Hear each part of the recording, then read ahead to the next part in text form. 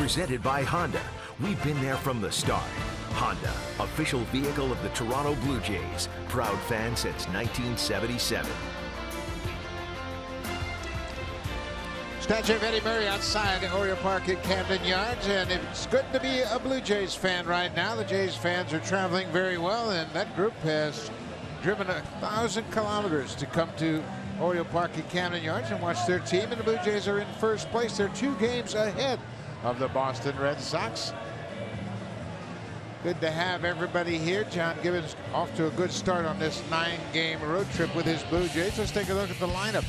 First place, 19 games over 500. The furthest they've been over 500 this season. Josh Donaldson's got an 8-game hit streak. Look at the numbers over that 8-game hitting streak. 6 home runs, 12 RBIs, 11 hits overall, and he has been red hot of late. Good to have Michael Saunders back on the lineup tonight. He's been dealing with a hamstring injury, and you can see he has fared very well against the Orioles starter Ubaldo Jimenez, 7 for 16 with 3 home runs. There's been a few guys have success against Ubaldo Jimenez this season. His 24th start of the season. He's 5-11 with a .662 earned run average. Last time out, he lost that 11th game, but he didn't pitch too poorly. First time he threw 6 innings since June the 22nd. 6 innings, 5 hits, 1 earned run against Washington. Still came up on the wrong side of that game. He has pitched against the Blue Jays this year a couple of times, and his ERA is up over 14. 3 games and 2 starts against the Jays this year.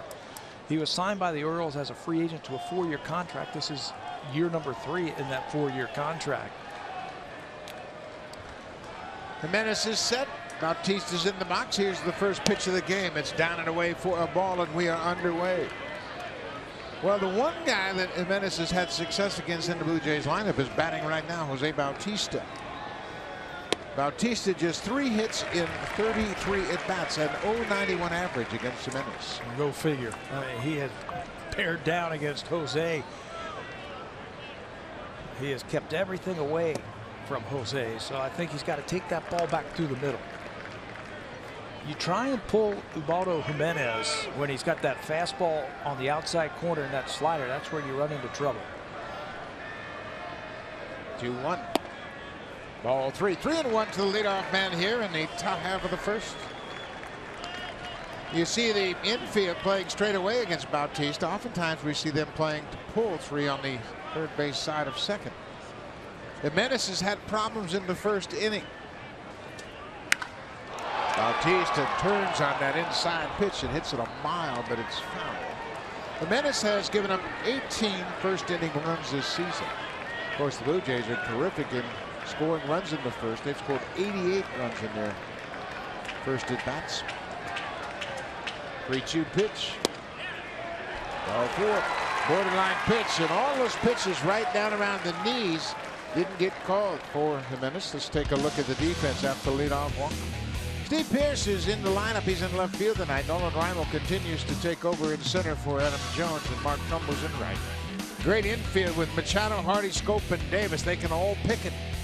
And behind the plate, Gold Glover Matt Wieters catching for Ubaldo Jimenez. Well, if you enjoy defense, you enjoy watching this guy. He's #1 in defensive wins above replacement in Major League Baseball.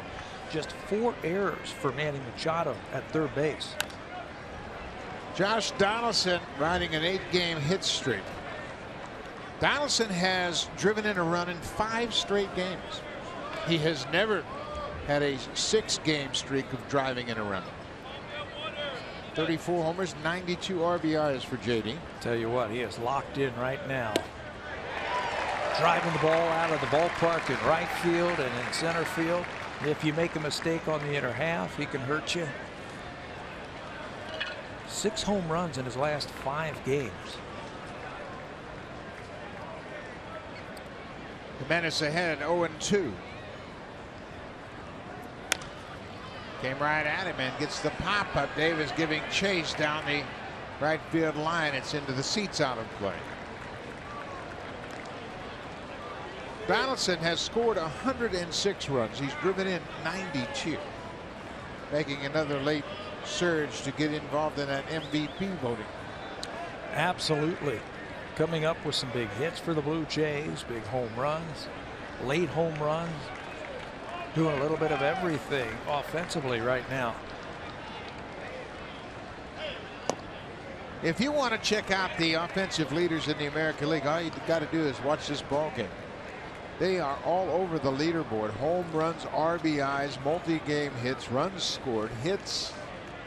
Orioles and Blue Jays are spread all over that leaderboard sheet. We were talking about that last night. A scout came up to me and he said, I have never seen two lineups in the same game go at each other like this. Power packed lineups all the way from 1 to 9, all the way down. Donaldson takes pitch low. It's 2-2 now. And that's what made what Marco Estrada did last night and Wade Miley so impressive, is how they held these offenses down last night. The two teams have combined to hit 45 home runs in 15 games this season. Now it's a full count, and this is what is so good about the Blue Jays lineup. They got a lot of power, they score a lot of runs, but they don't chase bad pitches.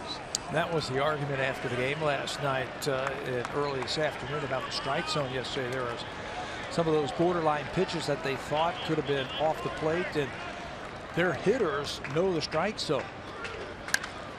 High fly ball to left. Long run for Pierce. Over near the foul line. He gets there and makes the catch. Boy, he was a long way from that corner. And it was so high he was able to make the catch one away. Well, we talk about these two powerful lineups, and the numbers reflect that. They're two of the best home run hitting teams in baseball. Orioles are first, Blue Jays are second, ahead of the Cardinals and Mariners. Slugging percentage, doubles, on base percentage, a little bit of everything from both of these teams. And this man stepping in the batter's box right now, he's the leader of the pack against the Orioles since 2012. He has 25 home runs against Baltimore since that 12 season. An oddity so far this season, Edwin has not homered here in this ballpark this year. He's always good for one, isn't he, when he comes here? Maybe tonight. 36 and 106 for Edwin. Bounced way out in front of home, and Wieters was able to catch it.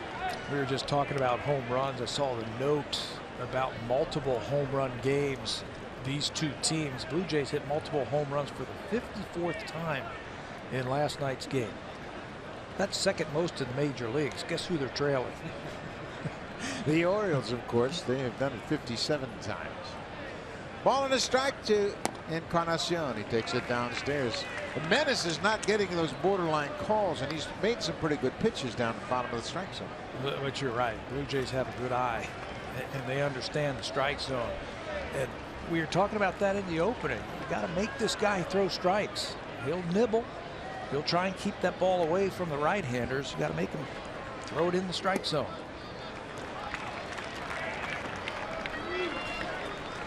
Blue Jays have really eyeballed Menace here in the first inning. Mondo has now thrown 17 pitches already, and he has just one out.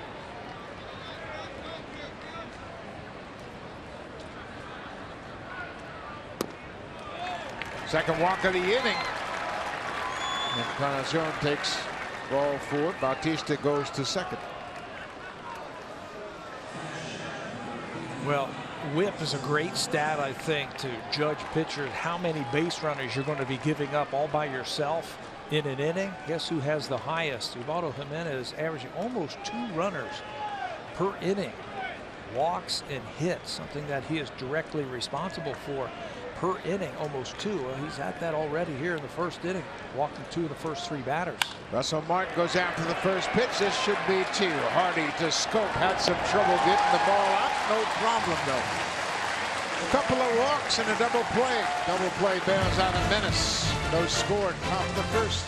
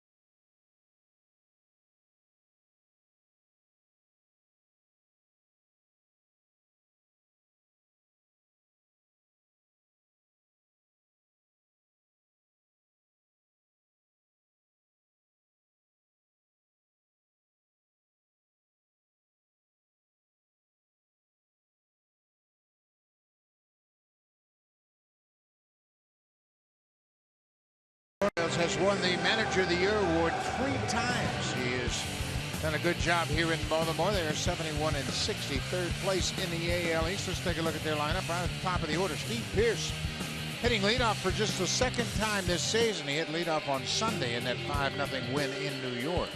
He has done a nice job since he has returned, and he's 9 for 25 against Jay Happ. Chris Davis, we all know how tough Chris Davis is on the Blue Jays. He has 35 career home runs against the Jays. That's second most among active hitters. David Ortiz has 60 home runs, but Chris Davis is a tough out for the Blue Jays. Only one of those home runs have been against tonight's starter, Jay Happ. His 26th start of the season. Had that 11 straight winning decisions snapped in his last start against the Los Angeles Angels. Just 5 innings and 4 earned runs, 6 punch-outs in that game, and still lost to the Angels. He takes a 17-4 record to the mound tonight and a very good ERA of 3.19. He defeated the Orioles in each of his 2 starts this year. Threw the ball very well against them both times out. Steve Pearce has 4 career home runs against Jay Happ. That's why they have put him in that leadoff spot tonight. Buck Showalter put Pearce and Alvarez back-to-back because they have hit so well against Happ. Yeah, the 2 best hitters. Put them at the top of the lineup, see what they can do. Pearce 360 with 4 home runs, and Alvarez 400 in his career. Pearce takes one downstairs. That low pitch is not even sniffing the strike zone for both pitchers. Looks like a pretty good pitch, but the home plate umpire, Scott Berry, doesn't like it. 3-0 pitch. There's a strike. I mentioned Pearce with 4 home runs. The only hitter that has as many home runs as Steve Pearce, Andrew McCutchen of the Pirates, also has homered 4 times against Jay Happ. There's a drive to left, but no problem for Melvin Upton Jr. He is there. 1 away. Let's take a look at the defense for the Blue Jays, the way they stack up tonight against the Orioles. It's Upton, Pilar, and Michael Saunders back in right field tonight. On the infield, Donaldson and Tulowitzki man the left side. Travis and Encarnacion man the right side, and Russell Martin doing the catching for Jay Happ tonight. You know, we're going to focus on the third baseman, which showed you Manny Machado in the top of the first inning. Let's talk about Josh Donaldson. 7 right-handed hitters in the lineup for the O's tonight. You're going to get a lot of ground ball out. So I figure that Josh Donaldson's going to be very busy tonight. This is Pedro Alvarez. Just the 7th time in his career he's hit second in the lineup. First time for the Orioles. He homered against Jay back at Rogers Center a month ago. Back in July, hit a home run. He's 4 for 10 for his career, including that home run. 19 homers and 43 RBIs for Alvarez.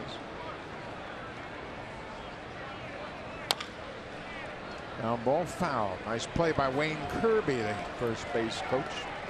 Curb awfully nimble over there at first base. I think he's hearing it from the bench right now. You know, Adam Jones is getting on. Jones is not playing again, and Kirby is the outfield coach, and he and Jones are very close. Here's the 1-2 pitch. Boy, it looks like it's a tight strike zone tonight. A little bit different than last night, huh? Alan Porter last night, I thought he called a heck of a game. He was consistent all night long. He called a wide strike. I like that.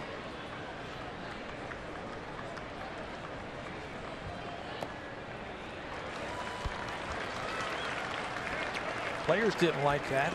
Took a survey in the clubhouse last night. They're thinking that the strike zone was a little bit too wide. You didn't talk to any pitchers. No, of course not. Or the pitchers, right? 3-2 pitch to Alvarez. Fly ball to left field. Upton backing up at the track, at the wall, over his glove and off the wall. Alvarez will coast into second with a double. Looks like Upton had a bead on that, and he had room. He just didn't get back quick enough. Yeah, he's an outstanding outfielder. It looked like he was going to make that catch. Line drive off the bat of a left-hander. That thing's going to slice just a little bit if you're playing left field. 3-2 pitch away. There's the slicing swing, and that ball's going to do the same thing. And as Melvin went back, Here it is. The slice took it off of the path of where he thought that ball was going to go, and it falls in for a double. He had enough room for another full stride or so. He was just a bit short of the warning track. So it's a 1-out double. Now Manny Machado. Blue Jays did a nice job with Machado last night. Finished up 0 for 4 with a strikeout.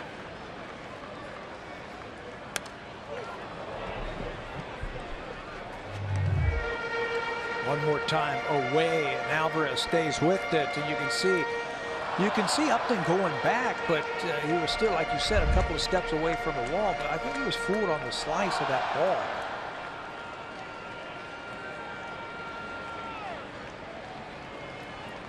Oh, and 1 to Machado. Now it's 0-2. Machado, a career .318 hitter against the Blue Jays. This season, he's worn them out. 19 for 53, a .358 batting average.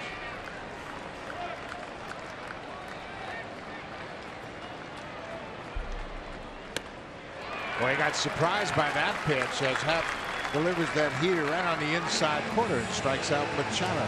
He might have been looking for the off-speed pitch, and you're right, he crossed him up and used the fastball. Not an emergency swing, but he was tardy on this thing. Jay's got that ability to throw that four-seamer in there.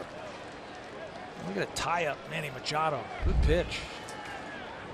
Jay Happ uses that fastball a lot. He's among the leaders in fastball usage. Mark Trumbo. This is an interesting matchup. Trumbo leads the majors with 40 home runs. Never had a hit off Jay Happ. What works for Happ against Trumbo? 0 for 8. I think it's his high fastball, like you just said. Mark Trumbo's a very good low ball hitter. Go down there and get it, knock it out of the ballpark, but you can elevate the fastball. You can get it up over his hands.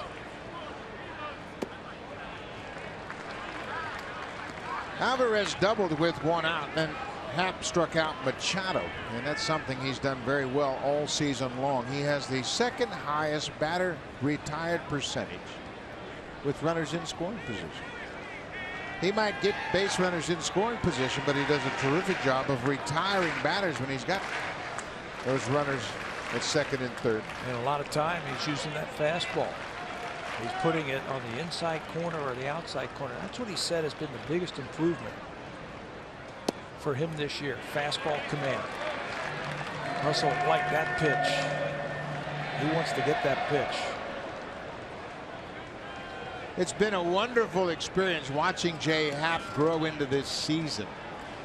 He came back with the Blue Jays. He liked the situation, liked the pitching coach, Pete Walker. Got a nice offer from the Blue Jays as a free agent. Bounce toward third. Donaldson will take the big hop across the diamond, and Jay Happ retires 2 batters with runners in scoring position, continuing that great success this season.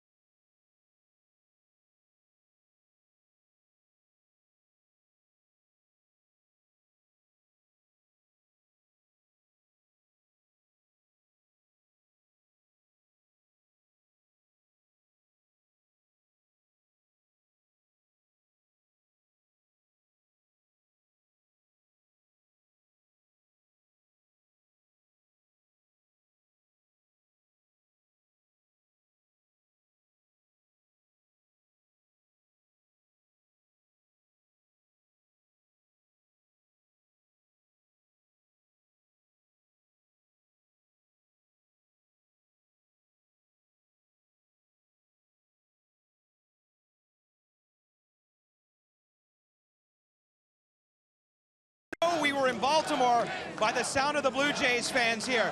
There were only 15,000 in all here at Camden Yards last night, guys.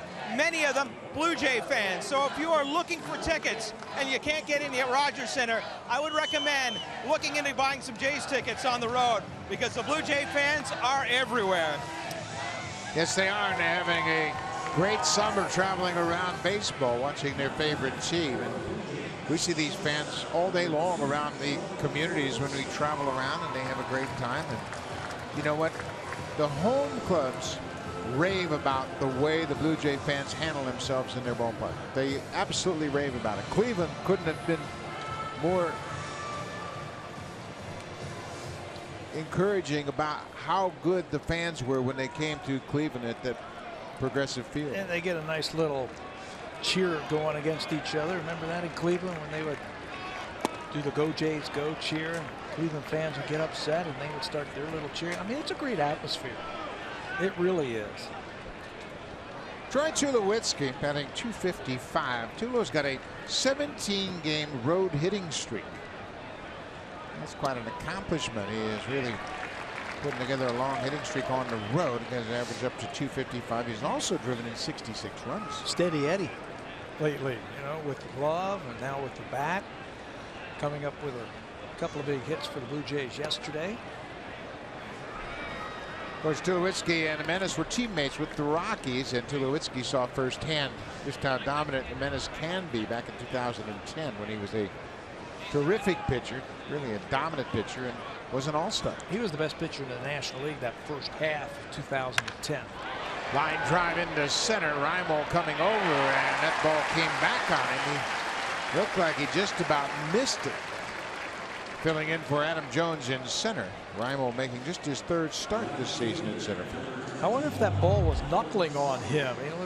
He looked real sure of that ball, and you can see where it hit him in the glove. Watch this, where it hits him in the heel and then ricochets into the webbing of the glove. So I wonder if that ball had some knuckling action out in the center field. Very possibly could. There you see Jones. He was out early this afternoon testing his hamstring with Richie Bancells, the head trainer. He still hasn't been able to get the green light to get back in the action. This is Michael Saunders. You mentioned Saunders with 3 career home runs against Jimenez. 2 of them came in his 3-homer game here on June 17th. Jimenez was pitching in relief. He has also worn out the Baltimore Orioles this season. He's had 5 home runs against Baltimore, and he's hit over 400. There it is right there. 420 with 12 RBIs and 6 doubles. There's another base hit down in corner. Saunders is headed for second. Trumbull plays it off the wall, and Michael Saunders has another double against the Orioles. That's his 30th double of the season. Michael's had a couple of days off to rest that hamstring, and it looks fresh right here. He gets that off-speed pitch and rips it by Chris Davis, the first baseman, down into that corner. Trumbo does a good job of laying back on that ball and letting the ball come to him. If you're too aggressive down in that corner and you overrun that, that's a triple. So Saunders now 8 for 17 against the Orioles this season. Melvin Upton Jr. He was over 3 with a walk. He scored a run in the 9th inning. Upton's made some slight adjustments at the plate recently. Yeah, he's a little bit closer to the plate. You can see it from that shot right there. A couple of tough pitches. Couldn't do anything with that. But he's a little bit closer to the plate, and he strides into it. The whole key for Melvin is to get that foot down quicker. When he is on time, and I mean it's foot down, he has got a lot of bat speed. Pulls this on the ground to Machado. In time at first, 2-1. Let's take a look at the scouting report for Ubaldo Jimenez, and there's a lot of pitches that you got to deal with if you're the Blue Jays. He's going to use his fastball just under 60% of the time, and they're hitting .324 against him. He's also got a slider, a splitter, a changeup, a curveball, a little bit of everything that he's going to throw up there, but you got to make sure he throws it for a strike. Against right-handed batters, he loves to hit that outside part of the plate. Last year, he had a couple of great starts against the Blue Jays right here at this ballpark. When he was painting that outside corner, the Blue Jays couldn't hit the ball hard against him. Kevin Pillar. Pillar had a base hit in his final at bat in last night's game in the 9th inning. It came against Tommy Hunter. He was 1 for 4 in the ball game. Kevin's been dealing with that thumb ligament strain, and he's made some adjustments, but so far so good. No problems with that thumb. Yeah, he hasn't had any problem swinging the bat with that. He was telling me today that he said the only thing he's had to make an adjustment with is his grip on the bat, because it's on his left hand. It's the left thumb, and instead of putting your thumb over your fingers, he's got to drop it down to his bottom couple of fingers, so he's not going to roll over on that pitch and then aggravate that thumb injury. Little looper over the head of Scope into center. Here comes Saunders. The throw from Rival offline and late. Kevin Pillar gives the Blue Jays the lead. Drives in his 46th run and cashes in Michael Saunders. That's how you fight it off right there. I asked him if the thumb injury has changed his swing at all, and he said no. I've had to slow things down. At times I'm a little bit too quick, and I've got a leg kick, and I get out there. That's a splitter that he fights off of his hands and just dumps it into center field. But when he's on time like that, he can hit the ball all over the ballpark. This time all it takes is a little single to center field to score the Blue Jays' first run. Second baseman Devin Travis in the 9th spot. Devin was 0 for 4 last night, but he had a great at bat in the 9th inning. With runners at first and third, he took a ball to the right side, a ground ball, and took Scope to his left and drove home a run on a 4-3 ground out. 2 outs. You know, if he does that 100 times, that's what hitting coaches used to say to me. Let me figure it out. 100 times. Okay, that'd be a good year. That'd be 100 RBIs. Hitting coaches used to say that to me. You know, you do that 100 times and you're going to drive in 100 runs. But you're right. That was a great at bat by Devin. He didn't get a hit, but he accomplished the mission that he went up there trying to do, drive in a run. Well, the Blue Jays practice that drill every single day during batting practice. Man at third base, less than 2 outs, get him in. Whatever it takes.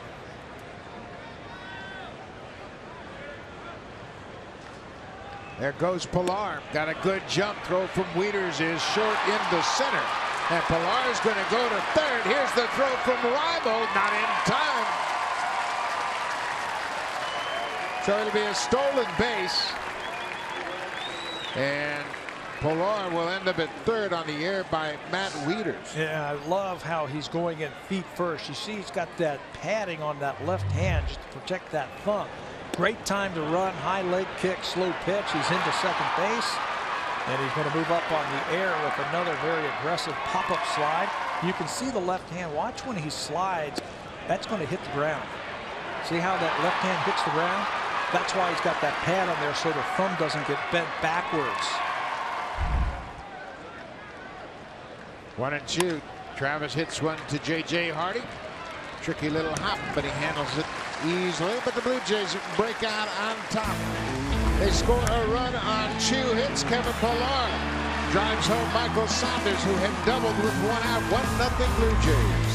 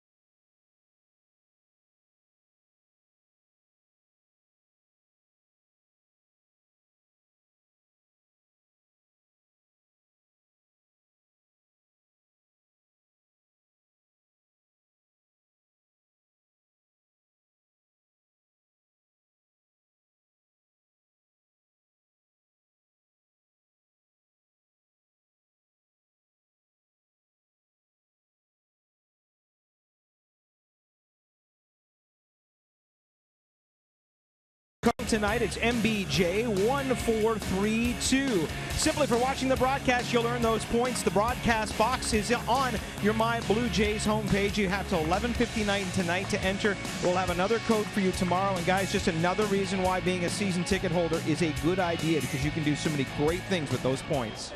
Great opportunity for Blue Jays fans, so make sure you check that out. Blue Jays have a 1-0 lead. J-Happ gets ahead of Chris Davis with the first pitch strike. Davis, we mentioned, he has 35 career home runs. That is tied with Mark Teixeira for the second most active home runs against the Blue Jays. David Ortiz of the Red Sox has 60 home runs, and thank goodness he's retired. Yeah, we already got rid of one guy, Alex Rodriguez. He had a ton of home runs against the Blue Jays in his career. He's already retired. Blue Jays did a good job of neutralizing the middle part of this lineup last night. As Davis strikes out, there's that Happ fastball upstairs for the strikeout. 2 strikeouts already. He got Machado in the first. He gets Davis here in the second. 11 strikeouts against the Orioles the last time J-Happ pitched against them. And that time he elevates that 4-seam fastball.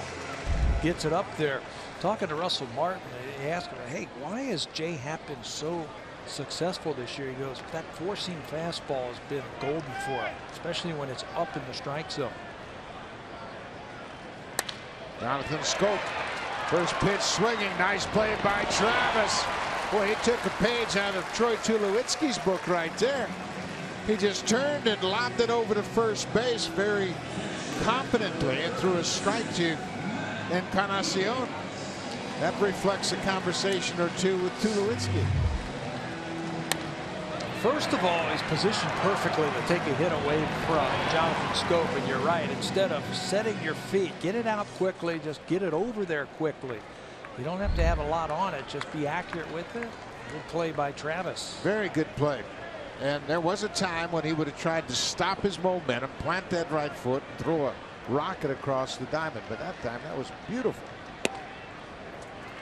Matt Wieters, a switch hitter, batting right-handed. Wieters just 1 for 7 against J-Happ.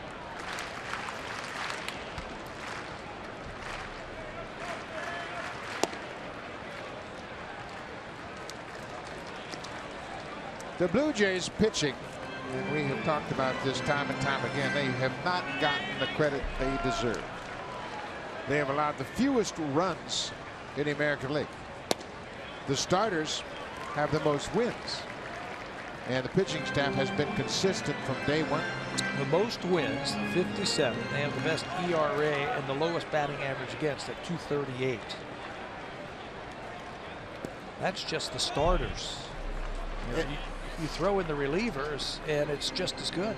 Well, and you know, the Blue Jays overall, they have allowed the fewest runs in the American League, 539 coming into this game. And we mentioned the starters. They are first in earned runs, second in home runs allowed, first in earned run average. They've been great. Wieters fights it off and shoots it into the alley. Pilar trying to cut it off. Wieters is headed for second. He'll stop. Nice job by Pilar as he keeps Wieters to a long single. A 2-out single. Let's check in with Jamie Campbell.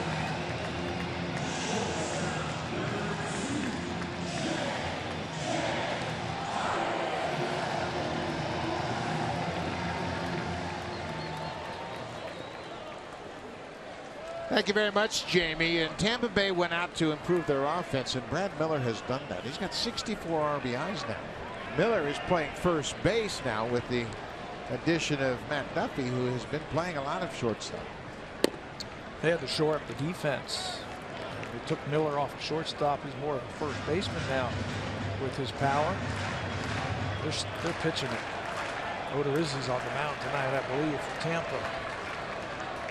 And he's been red hot. J.J. Hardy swings and fouls it into the seats. Happ's ahead 0-2. Hardy homered last night for the first run of the ball game, and it was an interesting home run. Came in the third inning, a leadoff homer off his strike. It was his first home run in 41 games against the Blue Jays. It's the longest home run drought he had against one team. It was also his 250th extra base hit as a Baltimore shortstop. It's only happened 3 times in their history. The Baltimore Orioles have had a shortstop with 250 extra base hits. We all know about the one guy, Cal Ripken. Miguel Tejada was the other one. Miguel Tejada came over here in the later stages of his career and had a couple of nice years for the Orioles. Didn't he have 50 doubles one year when he was with the Orioles? He was a very good hitter and obviously an MVP. 2-2 pitch, 2 outs, popped up into center. Kevin Pillar keeps an eye on it in the twilight sky, makes the catch. Jay Happ gives up a 2-out single. The Orioles leave a runner.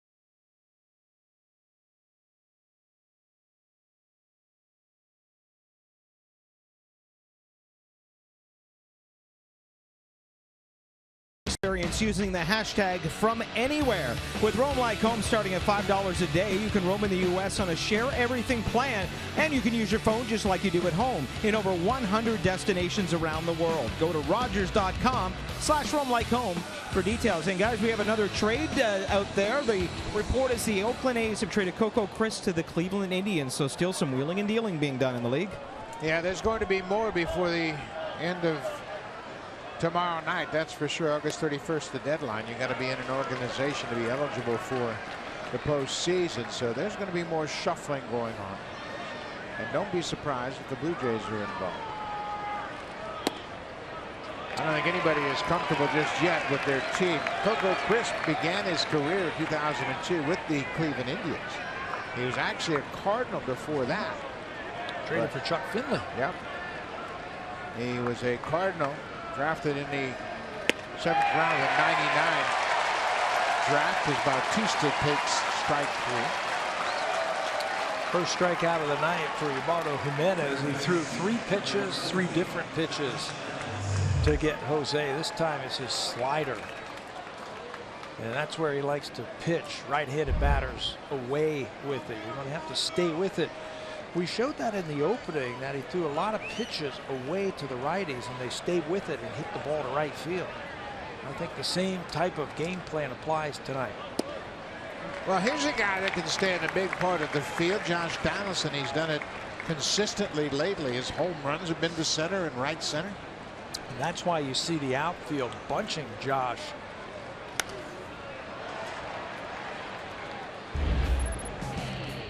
Great power to straightaway center field or to right field. How he stays inside that ball. He generates a lot of power with his lower half. And that makes that bat head come through there quickly. Home run number 34. 0-2. They're looking at the same scouting reports in the outfield. Remember, he flew out the left field last time down the left field line, and you mentioned that Pierce had a long way to go. Well, look where they're starting. They're bunching everybody in the middle of the field in the outfield.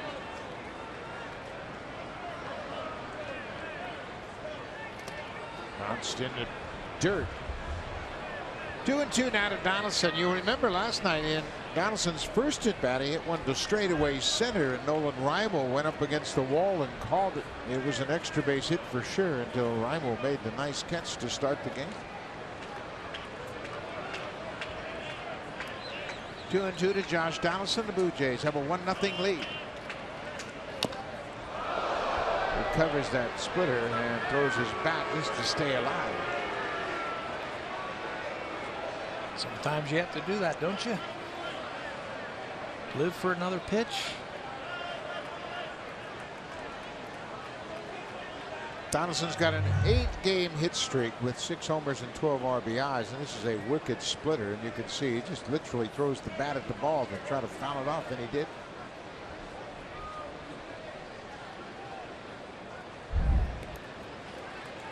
So it's 2-2 to Donaldson with 1 out.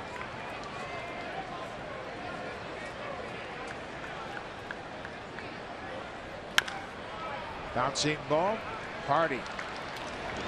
Davis, 2 away. J.J. Hardy is a 3-time Gold Glover.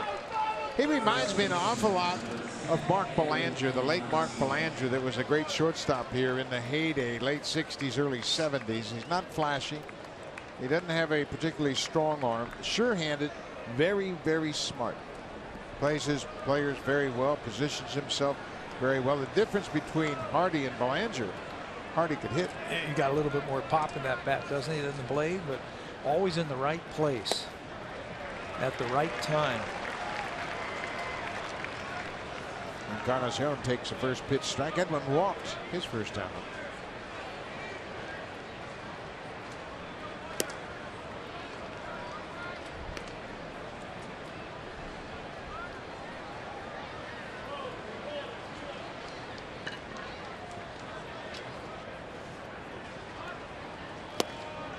Perfect pitch. We have seen that before from Jimenez, where he gets locked in on that outside corner, and he can be tough. Yeah, he's starting to get locked in on that outside part of the plate with the comeback fastball and that little slider. You're going to have to take a couple of those balls the other way to get him back over the middle of the plate. Stays out there. Another pitch right on the corner.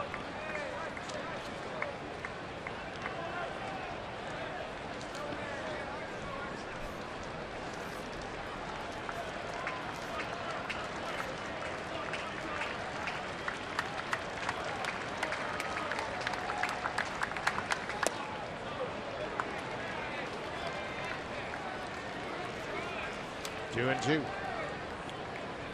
Edwin has had some run over his last 5 seasons, driving in 529 runs over those 5 years.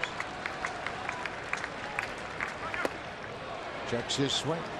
There have only been 2 Blue Jay players over a 5-year span that have had more RBIs in a 5-year span than Edwin Encarnacion. Carlos Delgado from 99 to 2003 had 626.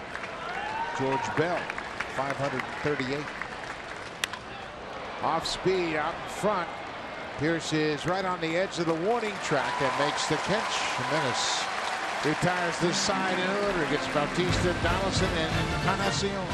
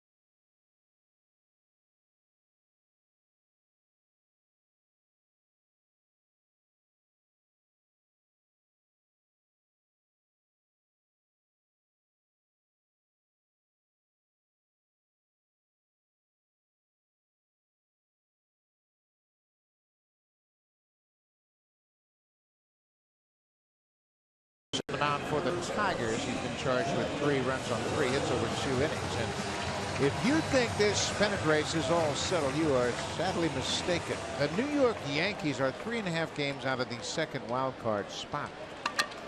And ahead to them, it's the Mariners, the Royals, the Astros, and the Tigers.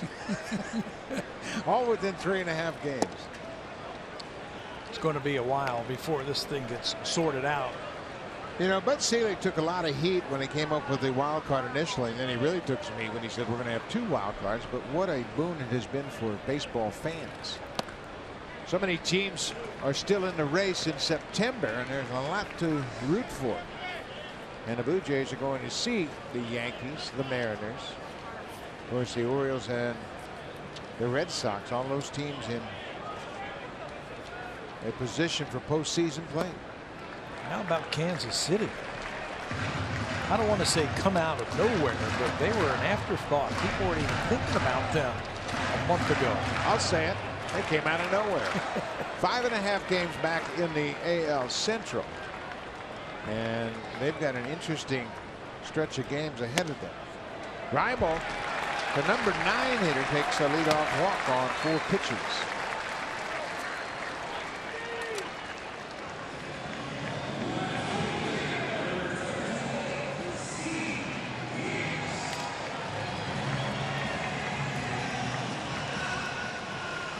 Back to the top of the order, and that's the last thing you want to do is put somebody on ahead of Steve Pearce in his numbers against Jay Happ. Yeah, 4-pitch walk, no less. And you know Steve Pearce is going to be hunting fastball here early in the count. So they cross him up and they throw him a breaking ball. 1-0 Blue Jays. We're in the bottom of the 3rd.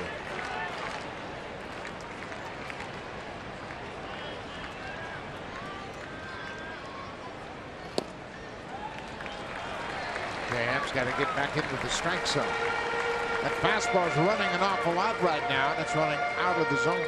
Make the adjustment. That's why he has been so good in August. His first pitch strike percentage has gone up over 60% in the month of August.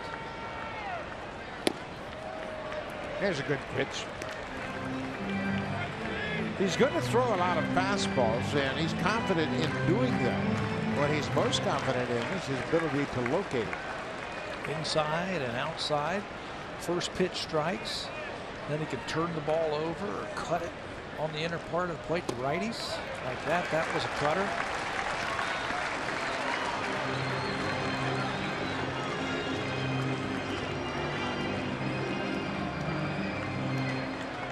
This is the 3rd start that Happ has made against Baltimore this season. He is 2-0.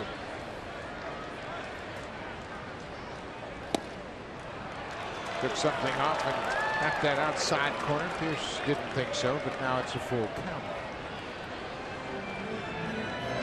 The Orioles hit 3 home runs off Happ in a start on June 11th at Rogers Center, but Jay came out victorious in that game. Joey Rickard, Manny Machado, and Chris Davis all hit home runs. That was a career high 3 home runs surrendered in that game, but he still won. 3-2 pitch. Pearce pops it up. Shallow right field. Travis is out. Saunders calls for it, and the right fielder makes the catch.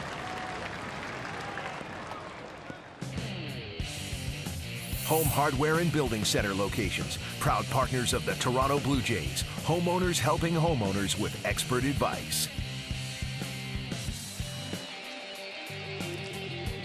Baltimore, Maryland has really done a nice job of revitalizing the city. The inner harbor is terrific. There's an area not far from our hotel called Fells Point that they've really renovated. Lots of great condos and restaurants and shops. It's a beautiful downtown area now. Under Armour is going to build a big warehouse there now, aren't they? Something. Under Armour's done a nice job in this city. It's a couple of local guys that went to University of Maryland to start the company, and now it's one of the biggest companies in Maryland.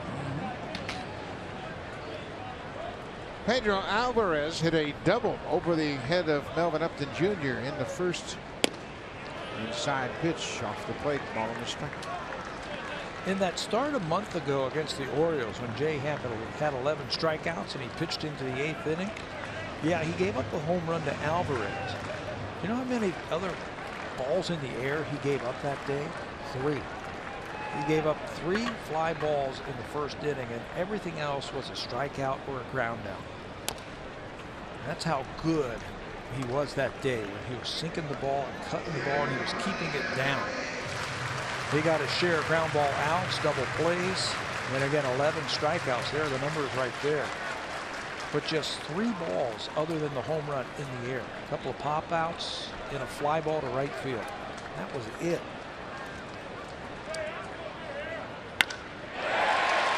Base hit to left field for Alvarez. He's 2 for 2 already. It's a good matchup for Alvarez because he's a good fastball hitter. This is where Jay could use his breaking ball against Alvarez. He tried to go upstairs with the fastball. Look where Russell Martin's glove is. He wanted it up there, just didn't get it up high enough, and he got it out over the plate. And just like his double to left field, he singles this time to left field. Alvarez is a good hitter. He led the National League in home runs in 2013. He was an All-Star and a Silver Slugger award winner as a third baseman for the Pirates. Here is Manny Machado. He's been quiet so far. Line drive to right. Saunders, makes the catch as Machado hit it hard, but Saunders was there. Reimold tags from second and moves to third. Boy, what a heads-up play by Nolan Reimold to be able to tag up on that ball. That thing looked like it might be heading over the head of Michael Saunders in right field, but Reimold read it perfectly. Went right to the bag. Tagged up.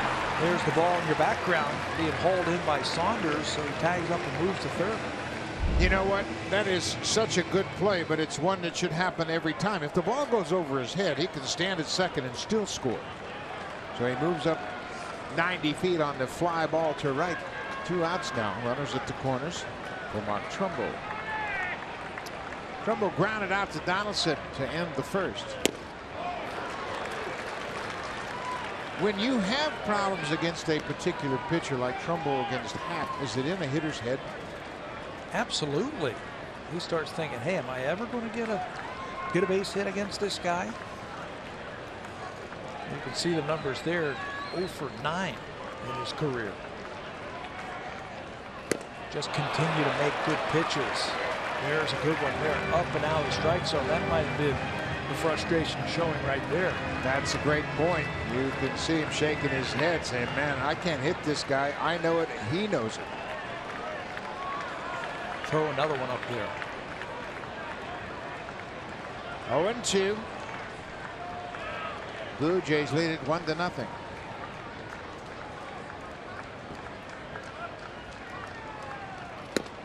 Trumbo strikes out.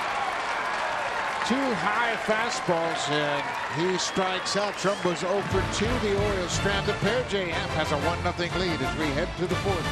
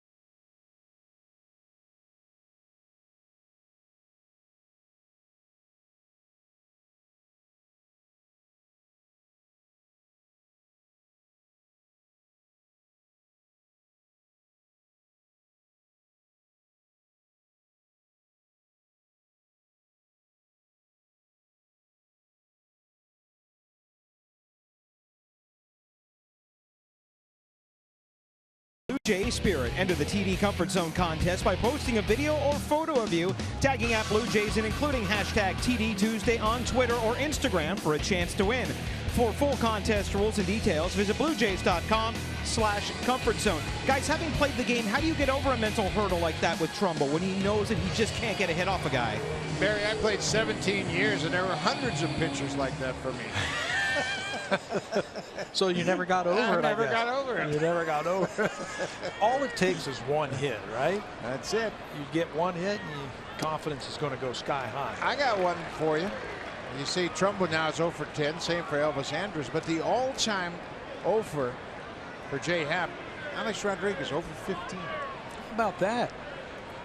That's pretty cool. And he's not going anywhere, so when Jay is old and sitting in his rocking chair saying, you know what? Alex Rodriguez never got a hit off of me. Never got a hit.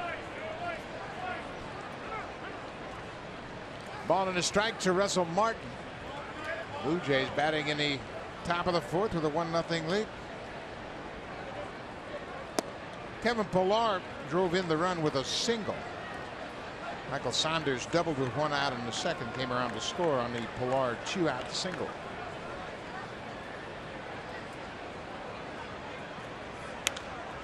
This is popped up. Foul ground. Wieters, the catcher, makes the catch.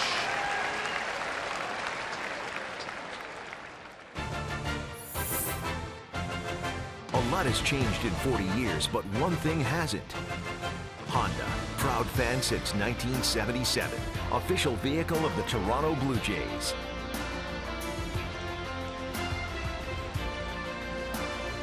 That is the inner harbor of Baltimore, and the sun has gone down. Twilight is just about to end.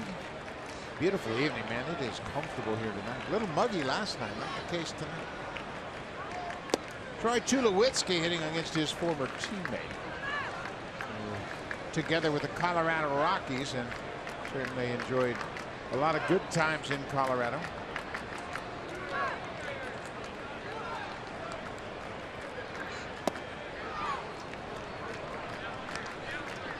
What an impact Troy Tulowitzki has had since he's joined the Blue Jays, and Buck Showalter brought that up to me yesterday before the game. He said, you know why the Blue Jays are playing so well? Their defense. Ground ball, Scope in the hole is short. He's got a strong arm in time. He throws out Tulowitzki 2 away. Well, he should know something about defense because his team's as good as it gets in baseball. They can catch the ball. Jonathan Scope, he has 8 errors. Hardy's just got 4. They're tough up the middle. And he knows, I mean, Buck's an old-time guy, right? Throw back, you get a good shortstop, you put him in a good position all the time, make all the routine plays, catch the ball, you're going to win a lot of ball games.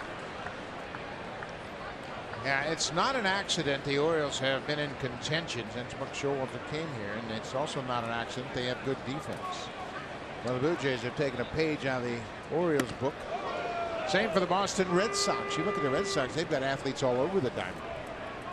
Their shortstop, Xander Bogaerts, and then the outfielders, all 3 of them are center fielders. Yeah, tough to get the ball down in the outfield. You play good defense, you pitch a little bit, get some timely hitting, you're going to win your share of ball games. The Blue Jays and the Orioles are very similar in that respect. Defensively, they're 2nd and 3rd in the American League in fielding percentage. They're 1 and 2 in home runs. The difference between these two teams, the pitching, especially the starting pitching. And as we mentioned before, the Blue Jays don't get enough credit for how good their starting pitching has been. They lead the American League in pitching. They have the best earned run average in the American League at 379. There's a strike. It's now 3-1 to Michael Saunders, who has scored the only run of this game. Saunders hit a double down the right field line in the second.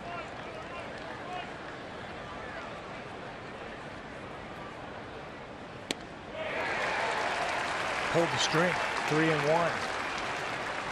Saunders has had success against Jimenez in the past. He already has a double tonight, so Jimenez pitching backwards now.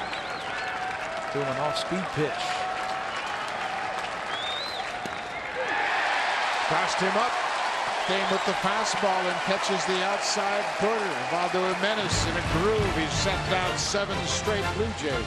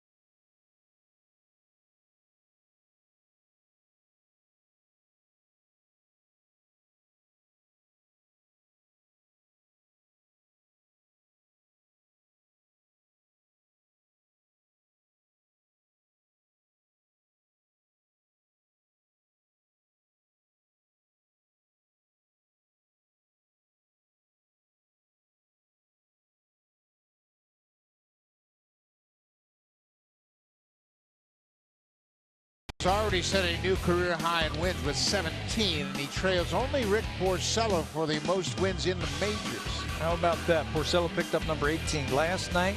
Jake Arrieta was 16, right behind Jay Happ, who checks in with 17. And you know, we get stats here every day, and in Baltimore they underline all the players that are in the series here.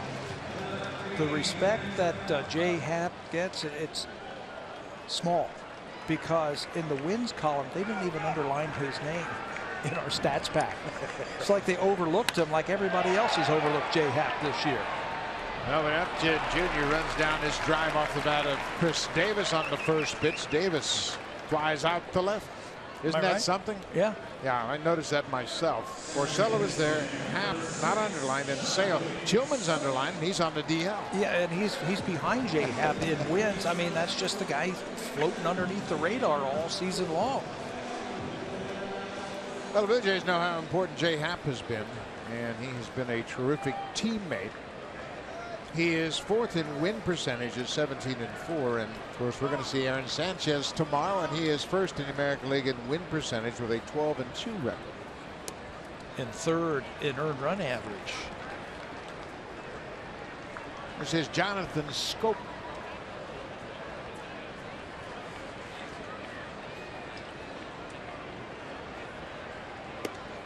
Schoop is one of the 3 swingers around baseball. He grounded out on the first pitch in the 4th. Nice play by Devin Travis, made a play up the middle to throw him out.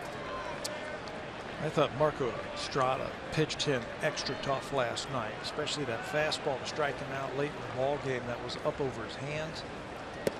He also struck him out with a curveball. This is a good young hitter right here. 20 home runs for a second baseman. He's young. It's only going to get better.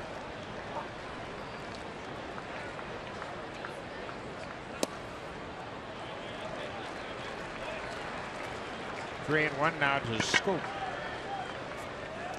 Schoop led off in last night's game, finished up 0-for-4 in that game with a couple of strikeouts. Dropped down into the 6th spot tonight against JF.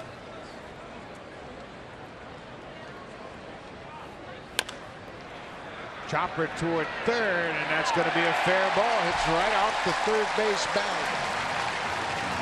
Donaldson, he didn't have much of a choice on that ball. He was going to let it roll and hope that it went foul, but it hit the bag. Well, if you don't think they all even out, you're crazy. First time up, he hit a bullet through the middle, and he was robbed of a hit by Devin Travis. This time, swinging bunt down the 3rd base line, and stays true. Right up the grass, follows up that 3rd base line, and hits the bag for an infield hit. Have you ever met a hitter that thinks they really all even out? I do now. I haven't played in 20 years. I didn't when I was playing. But no, I have not. No, every line drive right at somebody, and then they forget about the bleeders and the gorks and the broken bat singles and drop. Matt Wieters singled into center field with 2 outs in the second. Good sinker right here from Happ. If he can keep it down and keep it on the corner, he might be able to get a ground ball. He can get his share of ground ball outs, double plays. Happ is among the leaders in inducing double play ground balls. He has really done a great job in that department.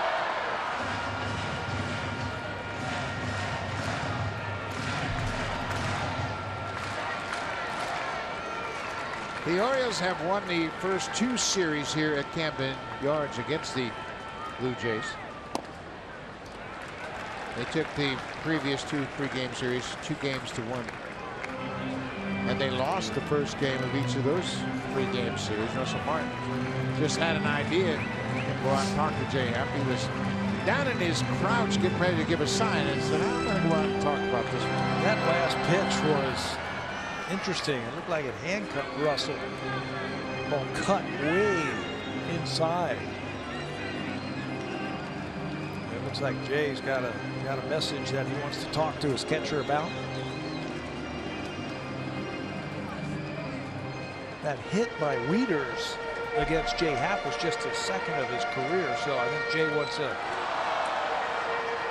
to put a game plan together here, telling Russell what he wants to do to Wieters.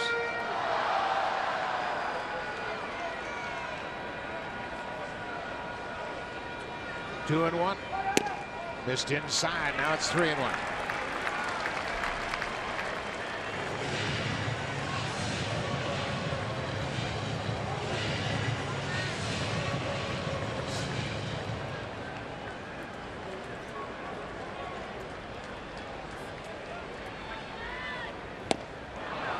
Came right back in the same spot. He's bunched everything down and into Wieters. Jay Happ has certainly put the low pitch in Wieters' head right now. It might be time to go upstairs. Go upstairs with that 4-seamer if you want to.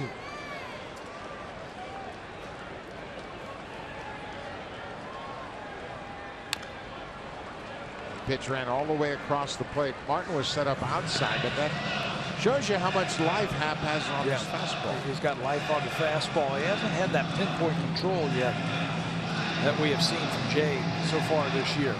It's been a struggle to get the ball where he wants to so far.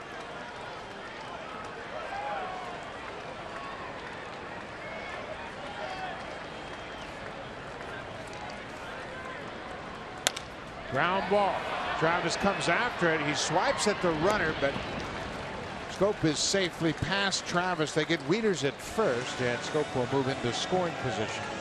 That ball just wasn't hit sharply enough for Travis to turn chew. He came after the ball and swiped at Scope. Yeah, he did everything correctly.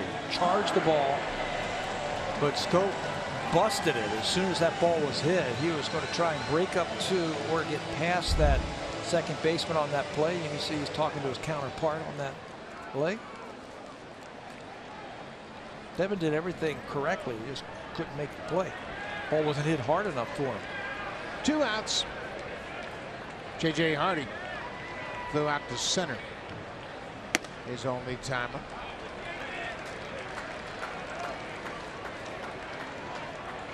Russell really has been encouraging Jay Happ to just keep battling right now. Get through these innings.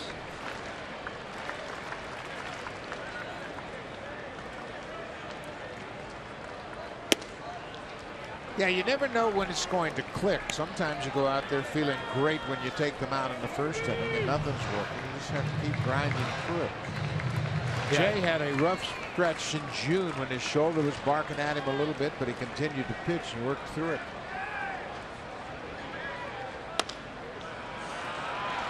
Little capper back to the mound. Hardy is thrown out by Happ.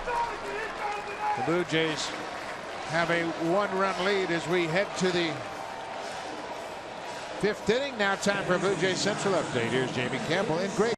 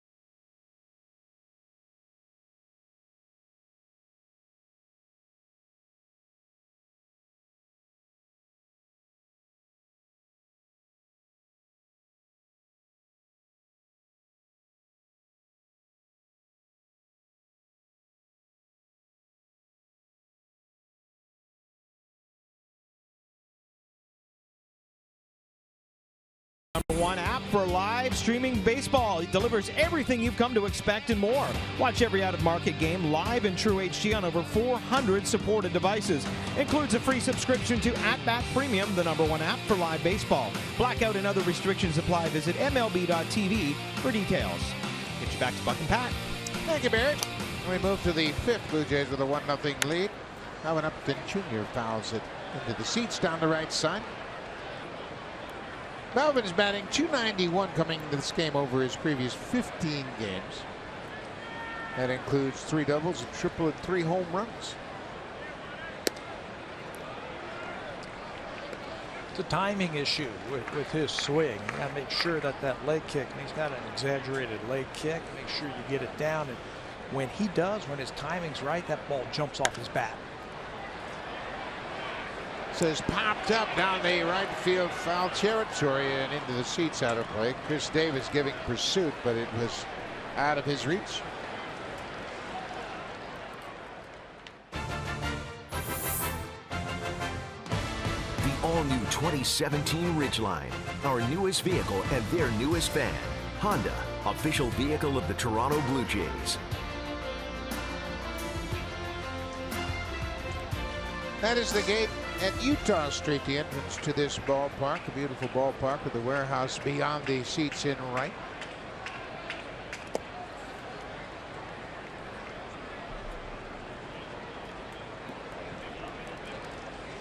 That splitter has bounced about 3 or 4 times tonight. If you're the Blue Jays, I think you can just eliminate it.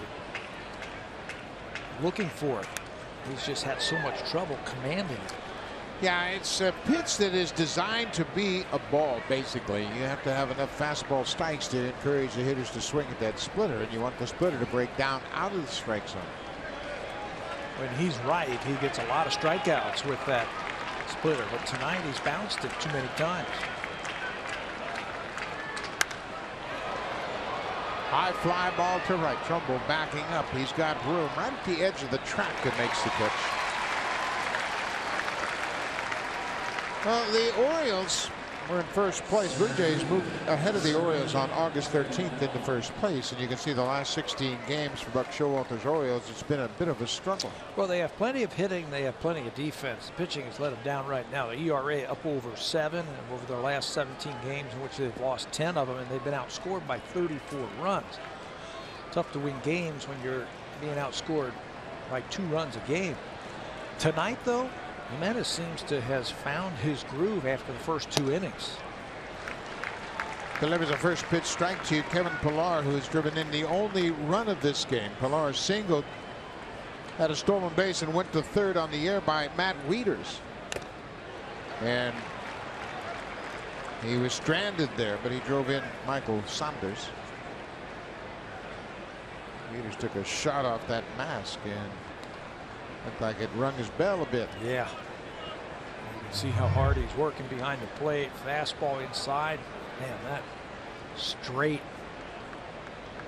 into that catcher's mask and pushed him back. Yeah, and that's one thing they really haven't been able to come up with, is an effective catcher's mask that can absorb the brunt of those foul tips. Now Richie Bancels, the longtime trainer, going to come out and check on Matt. Tell you, Scott Berry, the home plate umpire, did a good job of #1 walking out there, and then it's like he recognizes something's up with Wieters, that he was looking into the dugout of the Orioles, saying you might want to bring your trainer out here and have a chat with your catcher. Well, Wieters indicating that he's okay. He got a little bit of a break, but boy, that was something that baseball's trying to figure out, how they can protect the umpires and the catchers from those foul tips. You see the umpires, they're maybe even in a more perilous position because they don't have a glove, and they're in that slot position over the shoulder of the catcher. You know, I never saw an umpire that used to have the big chest protector or the big pillow. Never saw them have a problem with that, but that gets old to carry that thing around. You know what? I have had that discussion with umpires for years. It provides more protection for an umpire. Ripped over Hardy into left field for Kevin Pillar. He's 2 for 2. But a nice balanced swing that was. timing for him, he was saying today, is also an issue. He gets back on that leg and he doesn't go forward until he sees the ball. And if you slow down your swing, you're going to have better swings, a shorter swing. Look how short that was. That bat went right to the baseball. There's the leg kick. He doesn't overcommit. A line drive, and now he's a threat to steal again over at first base. One out, Devin Travis. Taking a shot at that hole on the right side. I think Travis is tailor-made to hit second on this team eventually. Get him going a little bit with the bat. Put Bautista in the first spot, Travis in the second spot, then Donaldson and Encarnacion. I think it would be a terrific lineup for the ball club. Got a high on-base percentage, high batting average. He can hit the ball to right field, like you were saying, if there's a runner on base. Pulls this one on the ground. Hardy to second for one. Scope to first in time. Devin Travis pulled that off speed pitch right to J.J. Hardy. Second double play. The Orioles have turned tonight.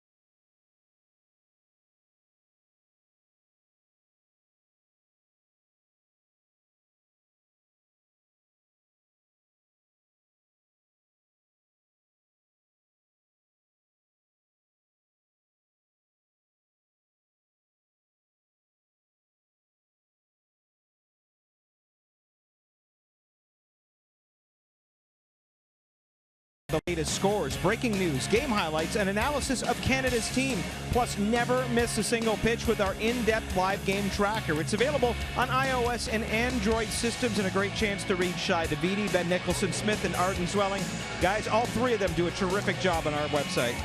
Yes, they do. You can catch up on all the information provided when you have that app. So make sure you check it out. Stay up to date on everything that's happening with the Blue Jays. Of course, tomorrow there'll be a big happening around here, and Sanchez will return from the minor leagues and make the start.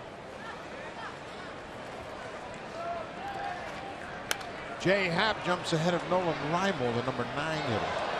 Happ has allowed no runs on 4 hits. The Blue Jays have the only run in the game.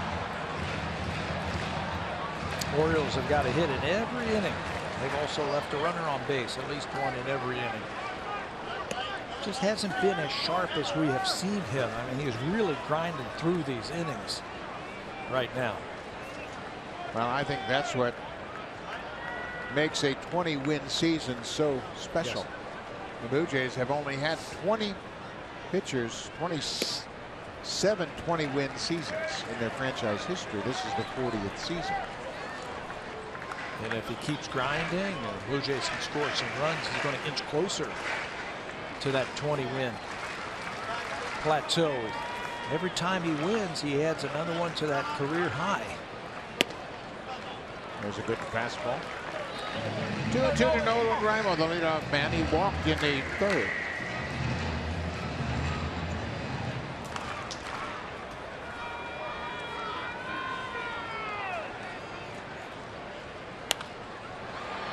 Popped up, and Encarnacion over near the seats makes the catch. One away.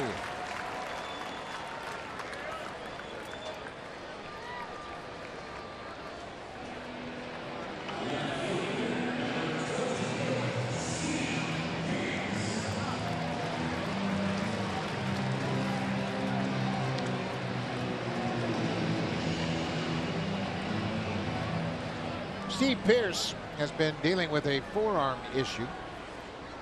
He was reacquired by the Orioles from Tampa Bay. He's a good fit here. He can play first, second, left, right, DH, and he's got some pop. Yeah, he can swing the bat. He's got good numbers against lefties in his career. Back up Chris Davis when Davis needs to take a day off, or if they DH the big first baseman. Swinging and drive deep to left. Pearce has done it again. His 5th career home run against Jay Happ, and just like that, we're tied up. That's why Buck Showalter put him in the leadoff spot tonight. His great numbers against Jay Happ came in here 360 average, home run number 5. So he's got 10 hits in his career against Jay Happ, half of them that left the ballpark. That was a nice free and easy swing. Fastball up out over the plate, and Steve Pearce does it again. No stride, just uses his hands and gets enough of it to hit it into the seats in left for Pearce, home run number 13 on the season. And it's a 1-1 game. For Happ, that's the 11th home run he has surrendered to the Orioles. Only the Yankees have hit more home runs against Happ with 14 than Baltimore.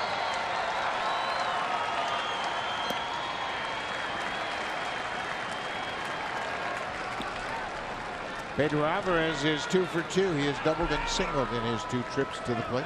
Both of those hits go in the left field, so see if they try and use the fastball in this time. There's the fastball in, but it's up 3-0. Happ has only walked 1 hitter tonight, but he has not had that fine control that we have noticed from him most of the time this season. Yeah, it's been a struggle, but he's battling. He's only given up 1 run.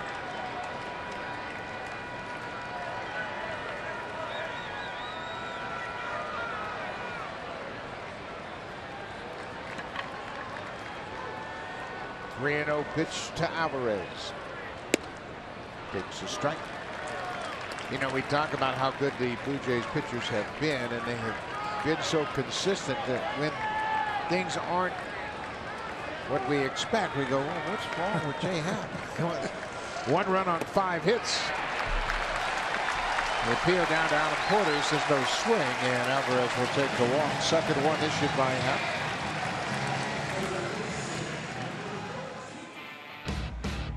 Home Hardware and Building Center locations. Proud partners of the Toronto Blue Jays. Homeowners helping homeowners with expert advice.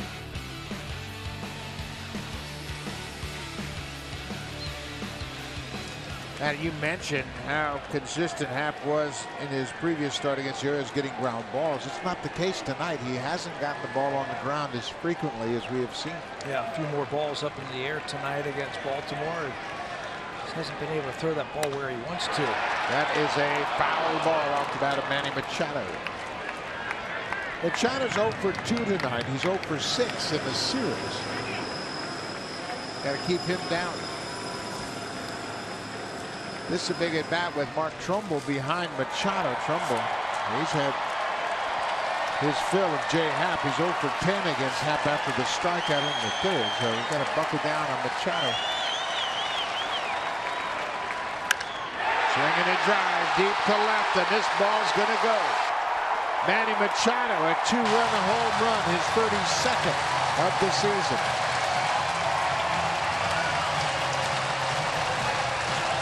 Manny Machado is in the discussion for most valuable player in the American League. He has been good from the first pitch of the season up until now. 32 home runs now for Machado, 83 runs batted in. He's hitting over 300 and playing stellar defense.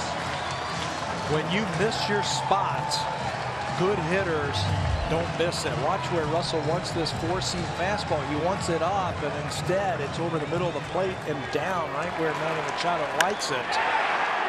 And good hitters take advantage of mistakes. When these 2 ball clubs get together, Going to see some home runs. 2 home runs in the inning here in the 5th for Baltimore. Trumbo goes after the pitch and pops it up into shallow right. Travis makes the catch. That's the 2nd out of the inning. 2 home runs for the Orioles here. The teams have combined now to hit 47 home runs. And this is the 15th game these two teams have played. 47 home runs in 15 games. Amazing. I mean, amazing when these two teams get together. Every pitch becomes so important. You make one mistake and it can leave the ballpark. Chris Davis hits it on the ground, and Encarnacion steps on the bang. The inning is over. Steve Pierce tied it up with a solo home run with 1 out. And then with a man aboard, Manny Machado, his first hit of the series is a 2-run home run to give the Orioles the lead.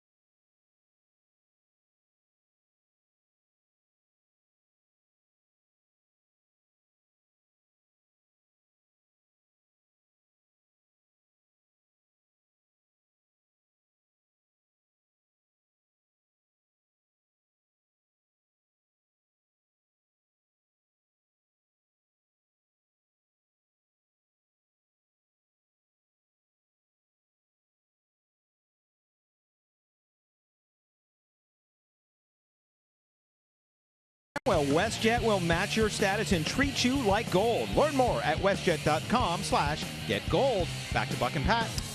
Thank you, Barry. Blue Jays got some work to do. They trail by 2. Osvaldo Jimenez has been terrific. 1 run on 3 hits. Top of the order for the Blue Jays, Jose Bautista, who's 0 for 1. He has walked and struck out. Jimenez shaky the first couple of innings. 2 walks in the first inning, but a double play got him out of that inning. Second inning, he had a double and a single, stole a base. There was an error. Blue Jays scored their lone run, but since then he's been outstanding. He's faced a minimum in the last 3 innings. Bautista reaches for it and fouls it over the screen out of play. Tough to pull that ball. Well, he's starting to zero in on that outside corner to the right-handed batter, so you got to think about up the middle or the other way.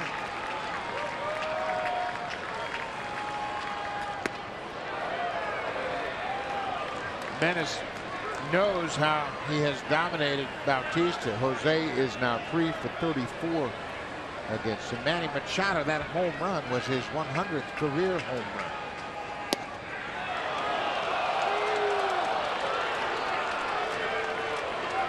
Three and 2 to Bautista. Donaldson waits on deck.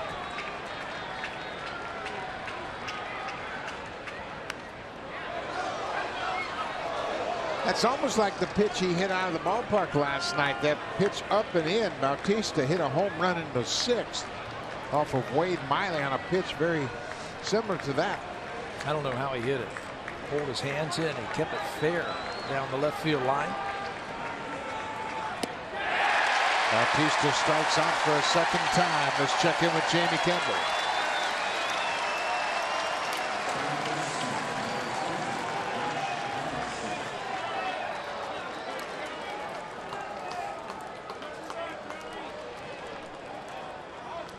For Ramirez, that's RBI number 79. Drew Pomerantz has 7 strikeouts through 5 innings.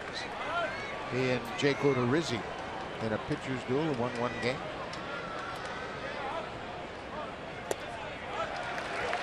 Josh Donaldson takes the first pitch strike. Josh 0 for 2.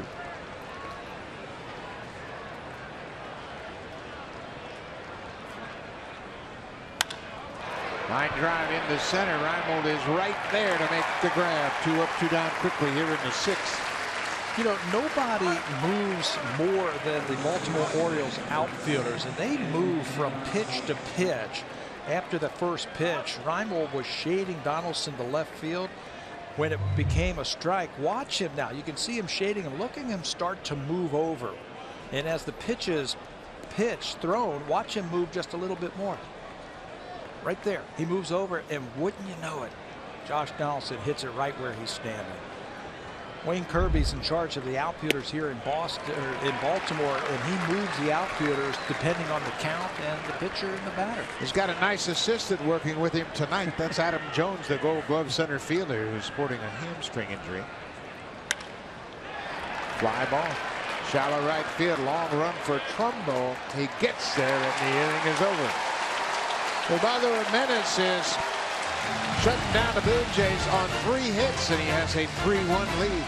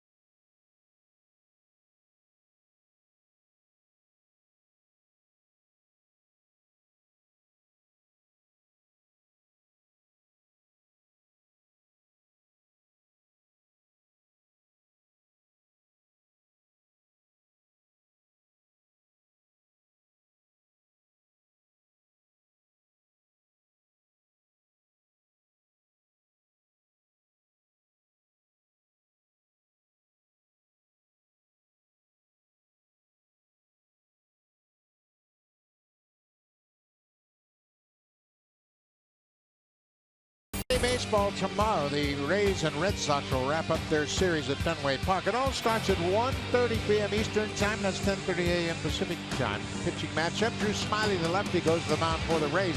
Stephen Wright, the knuckleballer, at 13-6, makes his first career start against Tampa Bay. He's had a great year, hasn't he, Stephen Wright? So is this guy right here, Jay Happ. Had a great year, although he finds himself behind tonight by a couple of runs.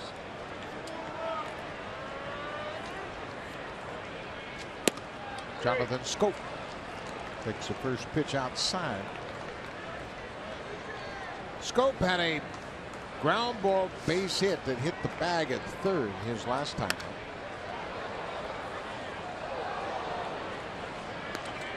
He was robbed of a base hit in the second on a terrific play by Devin Travis up the middle. Travis grabbed it and from the shortstop side of second threw Scope out.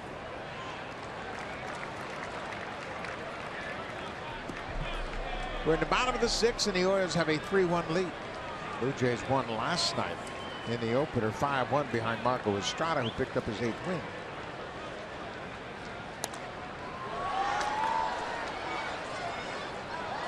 These two teams, they play great ball games. They both feature a lot of power. They both have good defensive ball clubs, and they both have a lot of character.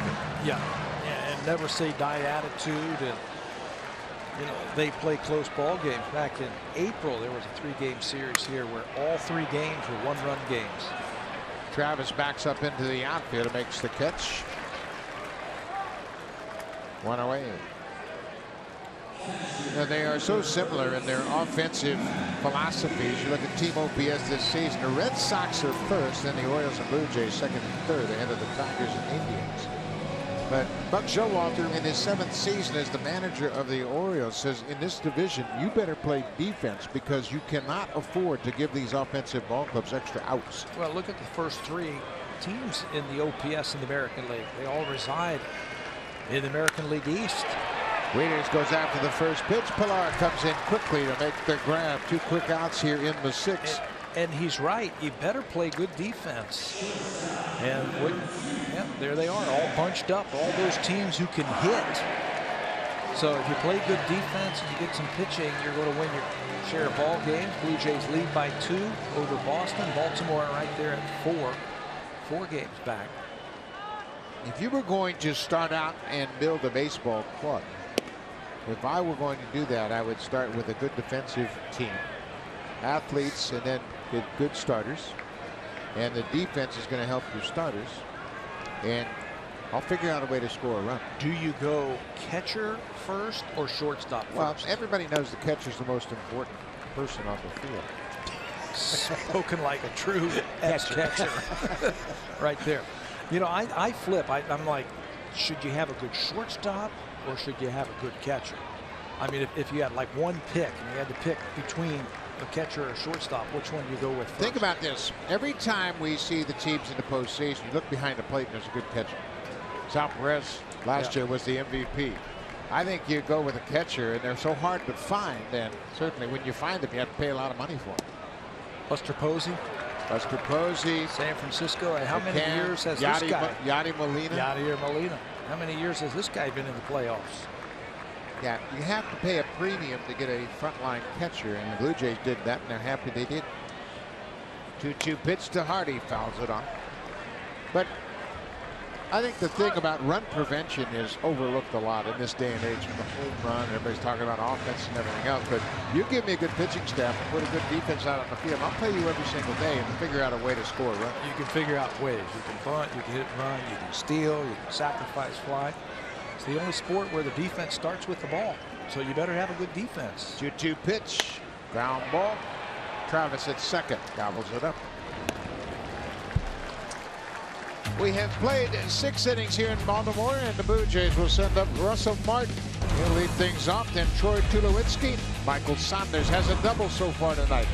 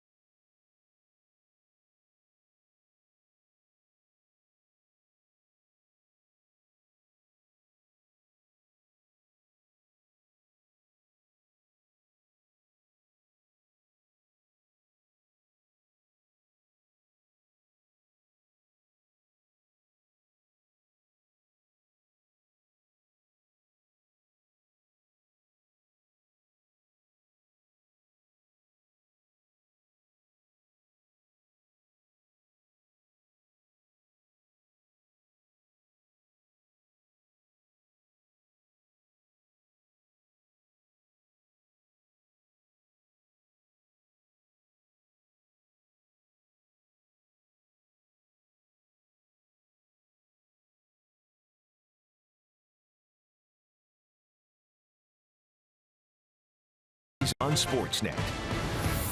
Presented by the all-new 2017 Ridgeline.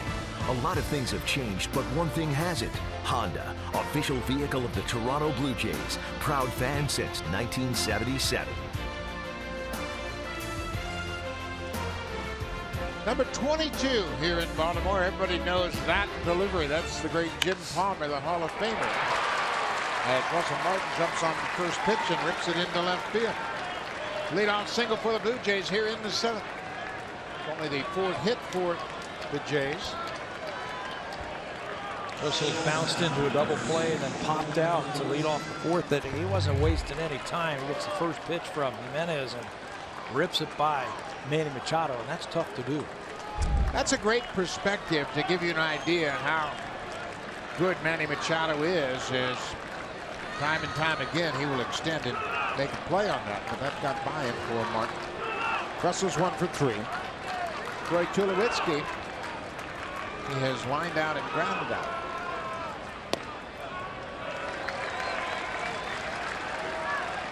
Tulowitzki has a 17-game road hitting streak at stake here tonight.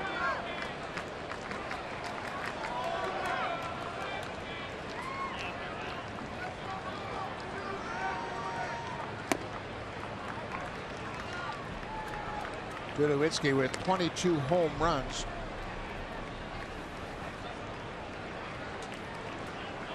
Blue Jays had a pair of home runs in last night's game. Donaldson and Bautista teamed up.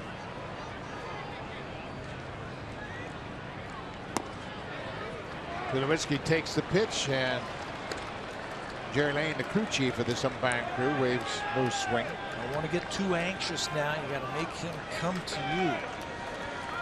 Jimenez getting that ball in the strike zone. Troy's had a couple of good swings against him his first 2 at-bats tonight. There's a line drive to center. Reibold is back. He makes the catch. He got tricked on that ball too. That ball was doing funny things, like it may have been knuckling out to center. Just like his first at-bat that he lined out to center field in the 2nd inning. That one looked like it handcuffed him, fooled him just a little bit. You see him go back. Now he's got to shift over, and that one finds its way into the pocket for the first out. So Martin at first now with 1 out. Michael Saunders has doubled and struck out. Saunders had a 3-home run game here back on the 17th of June, and he hit 2 of those 3 home runs against Ubaldo Jimenez.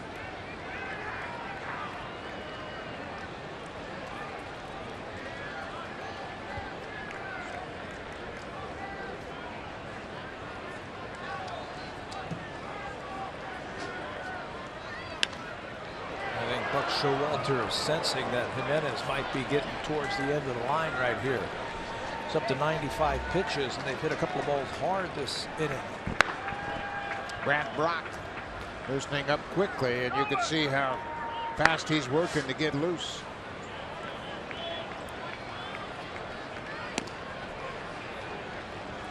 Again, the Orioles outfield is really moving around, and Wayne Kirby is calling the signs from the dugout. Yeah, just keep your eye on Kirby over there. He's moving guys from pitch to pitch, from at bat to at bat.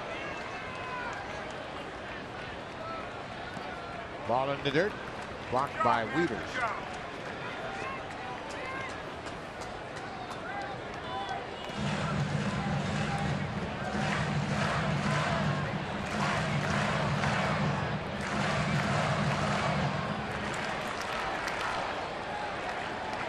Interesting infield alignment. Machado and J.J. Hardy kind of bunched around the shortstop position.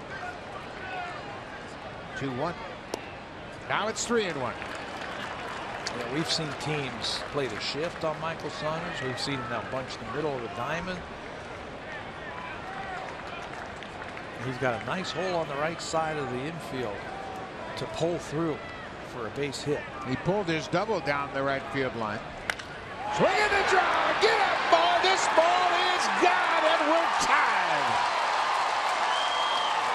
Michael Saunders, his 22nd home run and his 4th career home run against Ubaldo Jimenez.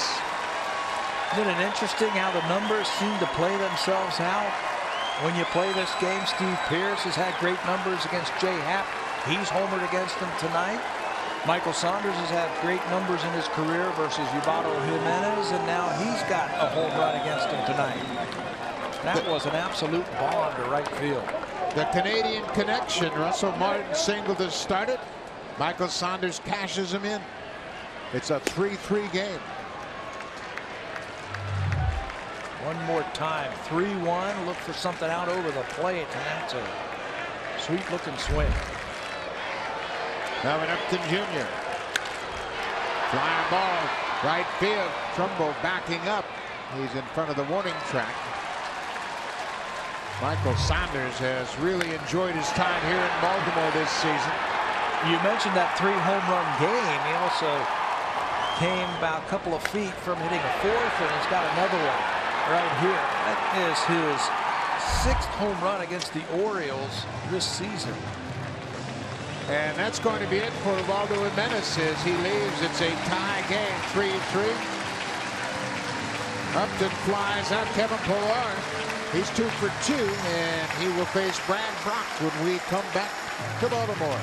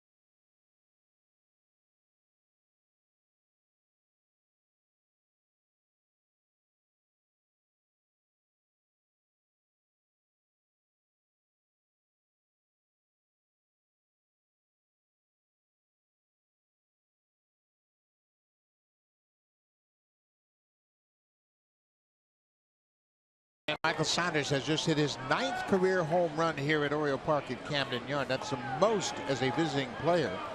And he's hit in one ballpark. This is Brad Brock. He'll work to Kevin Pillar. Pillar's 2 for 2 tonight. They came out and got that quick hook, so Jimenez cannot win this ball game. Brad Brock, the All-Star, the 2016 All-Star.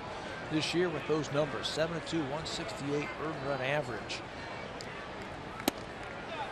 Brock's done a good job of retiring first batters he's faced. 43 of 56 have been set down by Brock.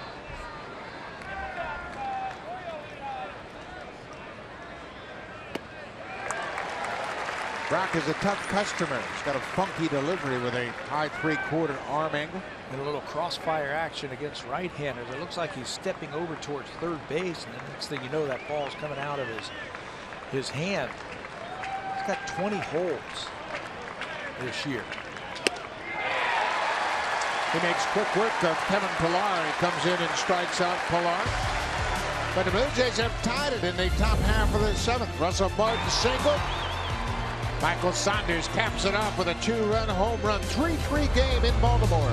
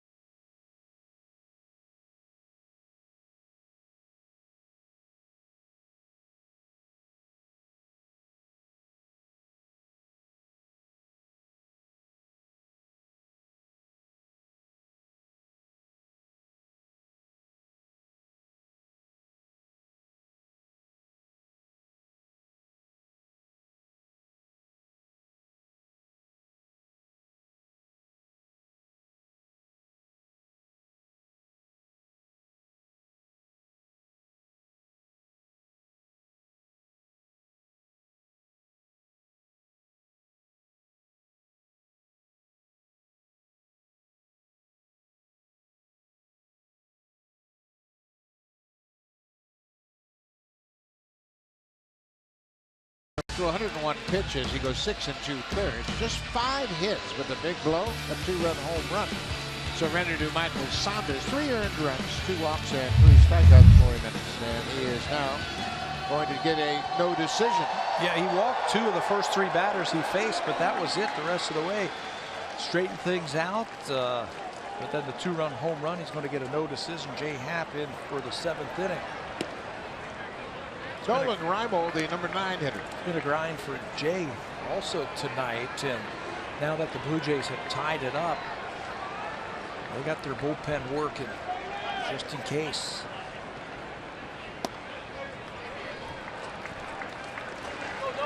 Nolan Reimold walked to start the 3rd. He popped out to start the 5th.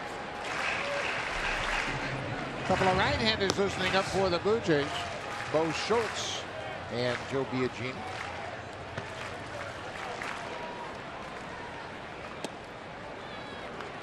There's a strike. This will be interesting to see if John Gibbons lets Jay Happ face Steve Pearce for a 4th time. Pearce homered his last time up. Reimold swings and misses. Hey, he knows the numbers. If he doesn't, DeMarlo Hale will tell him. Yeah, he's got them all right there, doesn't he?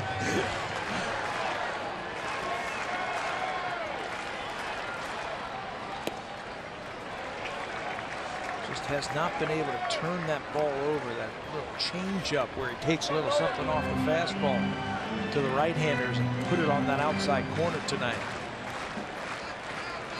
Pete Walker's got 2 relievers loosening up.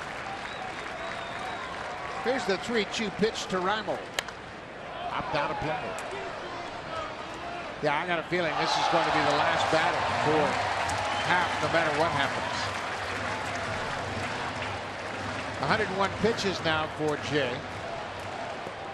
And he has battled. He has kept his team in this game, and it's a 3-3 game into the 7th.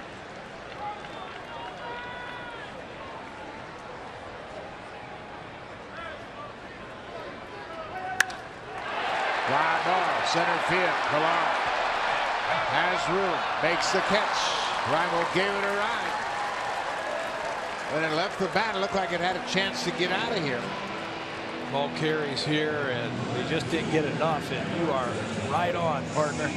John Gibbons, he sees the numbers. Well, too, you don't want to have Pearce face Happ for a 4th time. And Jay, he's kind of been in a battle. It hasn't been a terrific night for him, but he'll leave this game in a 3-3 situation. He battled hard and kept his team within striking distance. He was ready to hand the ball over to Gibbons, and John looked like he asked him a question. And now he makes the call. He's got 2 right-handers down there. Biagini was already down the ramp as if he were called in. Now he's looking out. Am I in? He hasn't seen the call, but now there's Jay's leaving, and now Biagini will come on down the ramp and come on to pitch this game. Good job by Jay Happ. He didn't have his great stuff tonight, but he leaves in a 3-3 game in the 7th.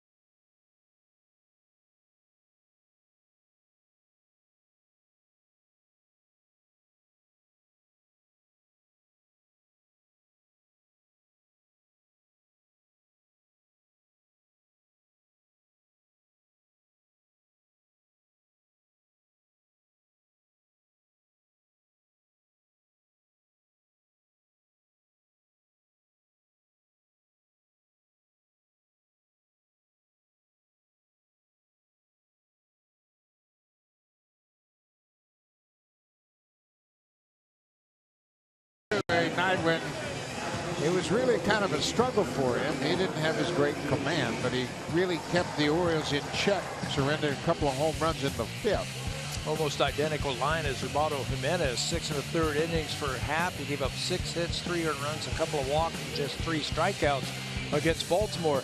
You're right, he battled his way into the 7th inning, and he's giving his team a chance to win the ball game. Now it's up to Joe Biagini. Shut it down right here. Joe pitched in last night's game, and he was outstanding last night.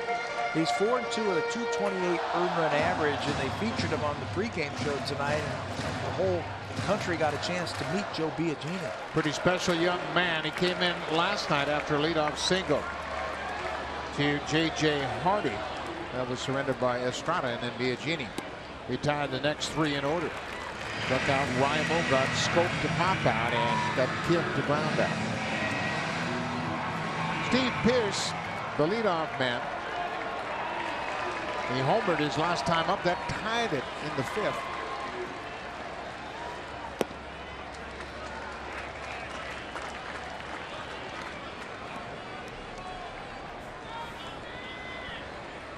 Those numbers for Steve Pearce against the Blue Jays this year. He did a lot of that damage playing for Tampa Bay.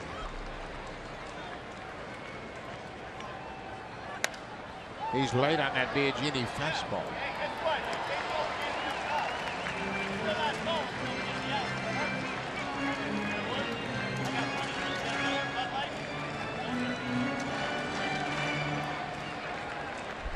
Pearce led off for the Orioles on Sunday when they salvaged the final game of that 3-game series against the Yankees. And hit him on the elbow pad, and he's going to go to first to lead off. A 1-out hit by pitch, and Biagini hits Pearce. His curveball has been so good, but watch as he tries to drop this one in. Pearce takes it off the elbow for the team, and he's awarded first base. So now Alvarez will step in, and Pedro has had a perfect night at the plate. He has doubled, singled, and walked.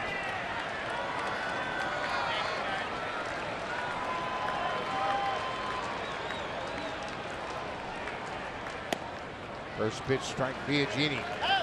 There is no rattle factor to the rookie. He hits the batter, comes right back, and throws a strike. Yeah, mature beyond his years that we have seen from him.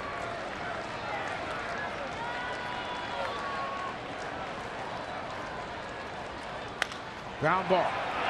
Travis will look at second as Encarnacion gets back, and now Pearce is going to go to third. They got the Blue Jays in the shift. And a heads-up play by Steve Pearce.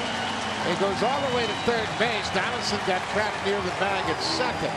And once Pearce hit the bag, he turned and burned to third. Well, you got to be aware of that before it happens. You're in the shift. There's a ground ball to the right side. You see that there's no play. And you see Josh Donaldson, he's aware of it also, but he just can't get to third base. That was a perfect storm for Pearce. Encarnacion goes after it. He has to go to the bag. Biagini broke in case he had to cover first. That takes him away from third. So the only man that had a shot was Donaldson, and he was in the shift. Yeah, and he was covering in case there was a ground ball to the right side. It was a perfect storm for Steve Pearce. All the Blue Jays were taken out of the play, so third base was empty, and he took advantage of it. So now Manny Machado, who hit his 100th career home run in his last at-bat, becomes the youngest Oriole to 100 home runs, eclipsing Eddie Murray. Murray did it in 1980. Now Manny Machado at 24 years and 55 days, the youngest Oriole to 100 home runs.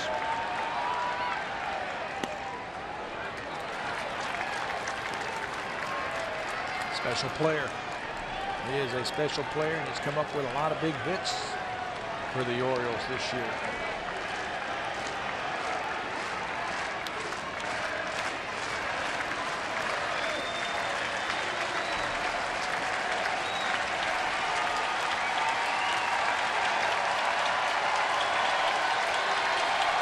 All on one pitch. Fly ball to right. Saunders has plenty of room. Biagini does it again. He hits the first batter, Steve Pearce, with one out, gets the ground ball and the fly ball. He keeps it a 3-3 game.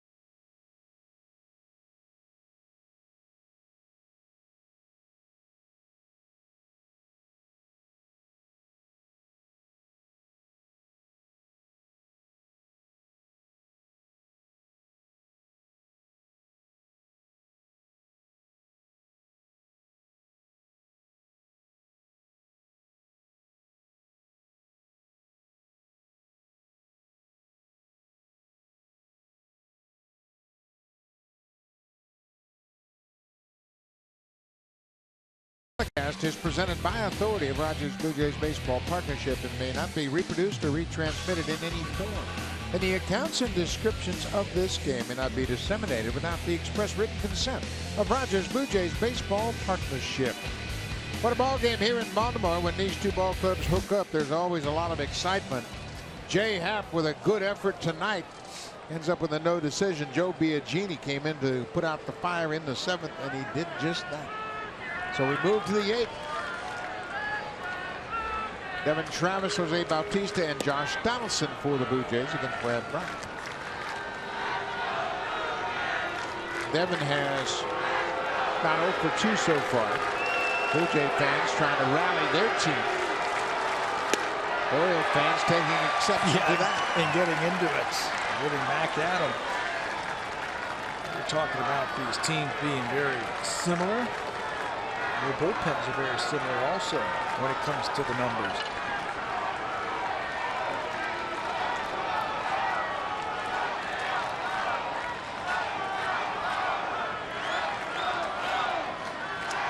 Ball on the strike to Devin Travis. Shoots this one into the seats. Well, of course, the Blue Jays have a great young closer in Roberto Osuna. The Orioles have a very good, experienced closer who is getting some consideration for a potential Cy Young award. He's still perfect, isn't he? Zach Britton, 38 for 38.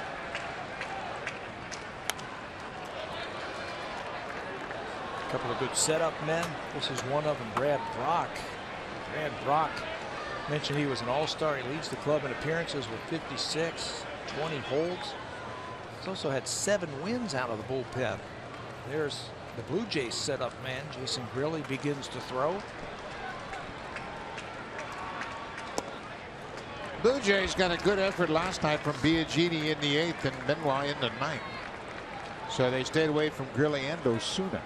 You would assume they're both available, and obviously Grilli's throwing now. Yeah, John Gibbons was asked that today. He said they're both available for tonight's ball game. Fastball in on the hands of Travis. Hardy throws him out. Let's check in with Jamie Kemble.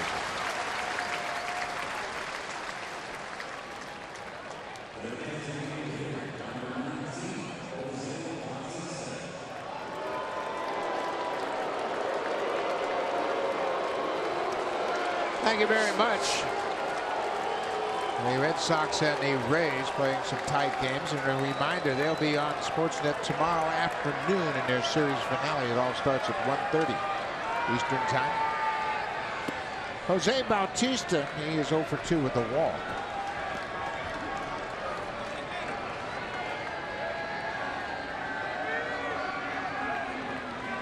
Jose is 2 for 6 against Brock with a home run.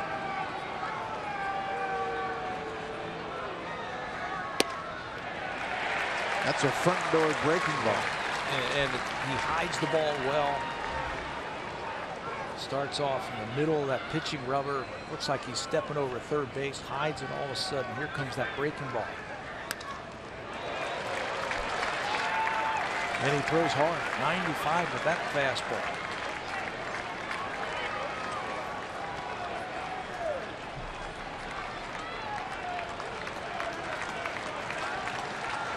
It's nice that he was recognized by Ned Yost that he was an all-star. Chosen by Yost to pitch in the all-star game this year. It's a trend we have seen recently where managers will take setup men, and we had that situation in 2013 right here when Brett Cecil and Steve Delabar both made the all-star team as setup men.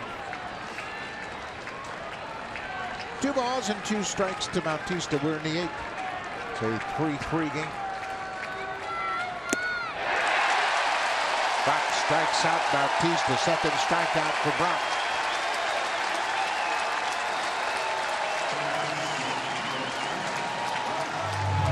Remember that front door breaking ball that he had? That might have set up this pitch right here. Fastball on the inner half. Jose comes up empty. Brock has retired all 3 batters that he has faced tonight. Struck out Pilar, got Travis to ground out. Now he strikes out Bautista. Josh Donaldson is 0 for 3.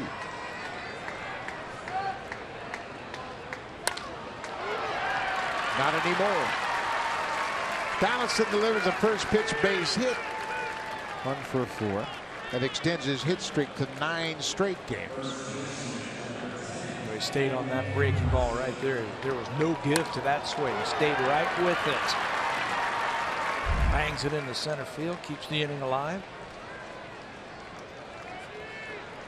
Edwin Encarnacion in this series is 0 for 4, but he's walked 3 times. He hasn't had a lot to hit so far. And you said he hasn't hit a home run yet? Not in this ballpark. He's hit 4 against the Orioles this season. He's not hit a home run this season here at Oriole Park. He has 25 home runs against the Orioles since 2012. That's the most. He also has 34 career home runs overall against Baltimore. The most he's hit against one team.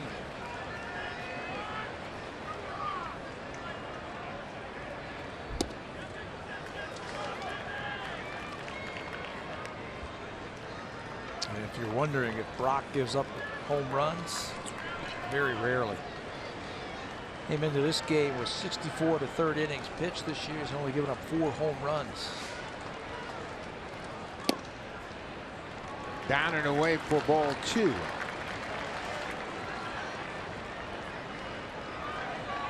Edwin Encarnacion hit a walk-off home run off Brock in Toronto at Rogers Center in the 10th inning. Hit the ball to right field.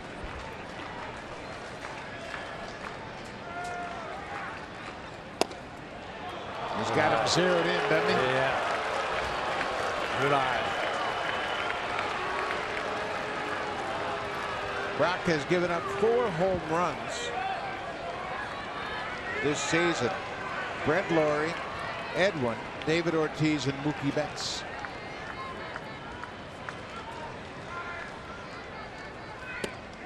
Off-speed pitch for strike 2. The equalizer. So now what do? Edwin said, okay, I've seen the breaking ball, I've seen the fastball.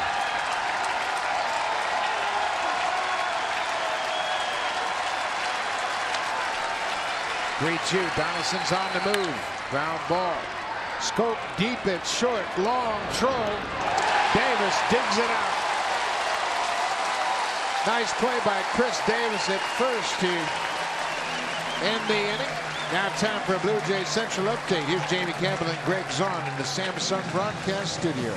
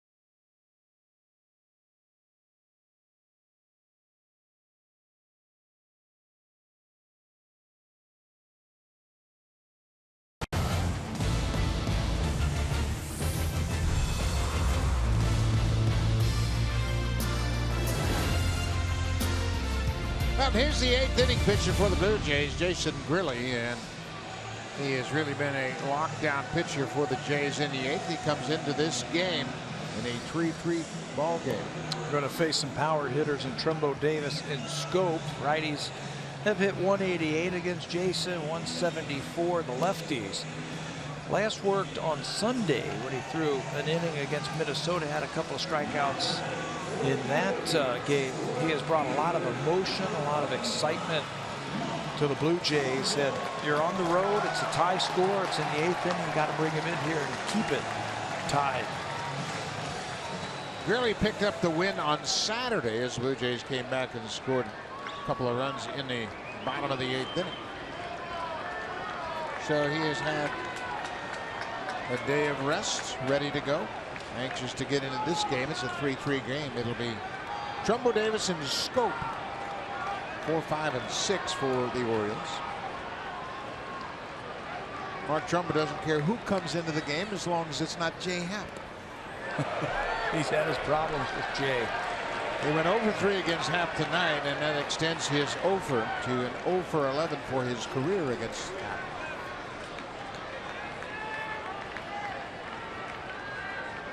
Folks, if you like good baseball, you're going to see a lot of it from here on out. Going to be a lot of games just like this the rest of the season.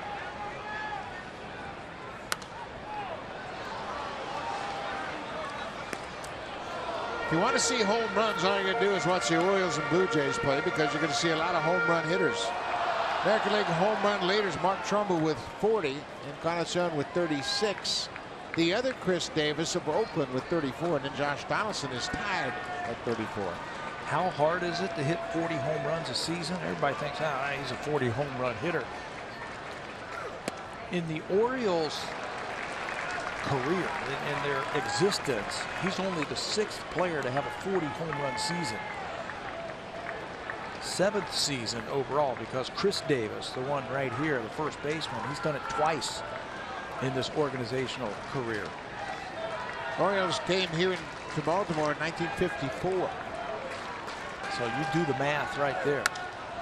High pop-up, shallow right field. Second baseman Devin Travis calls for it. He makes the catch in foul ground. Let's check in with Jamie Campbell.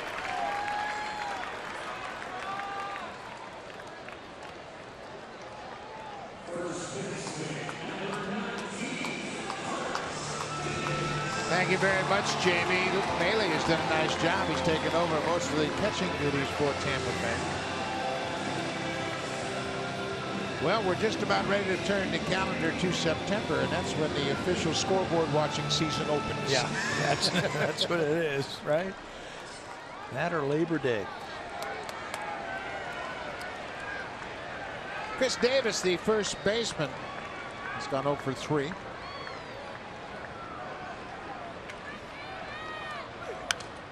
You don't think these teams are even. Look at the scoreboard. 3 runs on 6 hits for both clubs. The Orioles have committed an error. That was Matt Wieters throwing error. Blue Jays have stranded 3. The Orioles have left 6. And we're in the bottom of the 8th.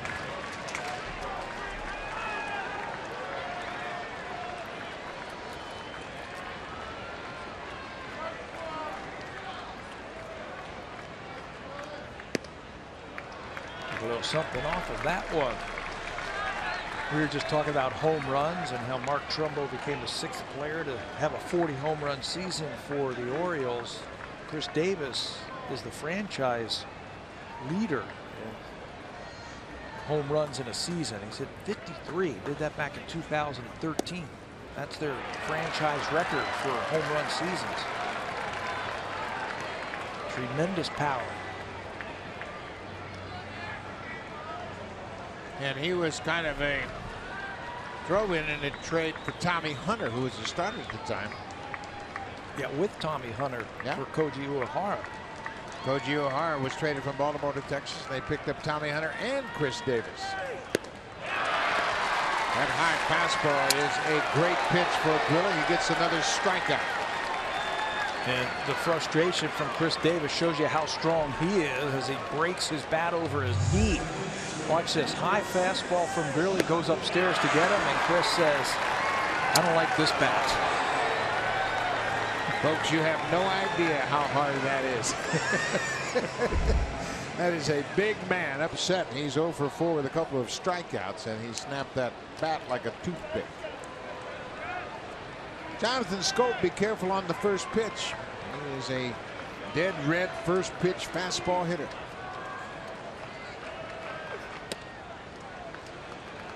I don't know if you've ever tried to do this. I've tried it. Impossible. Look at that. The splinters that go flying. Man. Saw Bo Jackson do that. Now I've seen Chris Davis do it.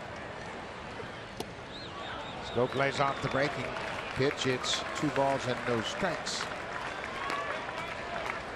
8th inning, 2 outs in a 3-3 game. Blue Jays won the opener of this series 5-1 last night. Orioles managed only 4 hits in that ball game.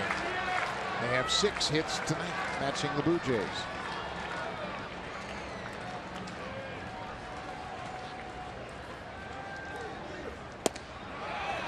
They threw him 3 breaking balls in a row, and he goes around. 2-1. Yeah, he knows he likes that fastball.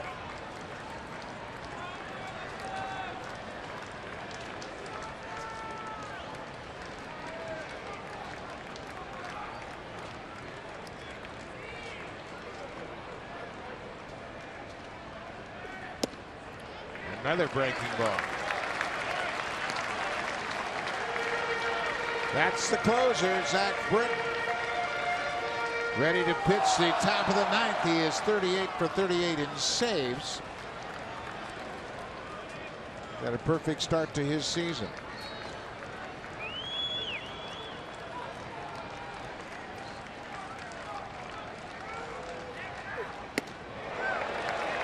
They didn't give Scope a fastball to hit.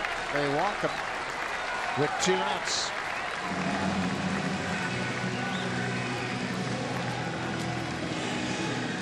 So now Matt Wieters, the catcher, will turn around and bat left-handed for first time tonight. He went 1 for 3 against him.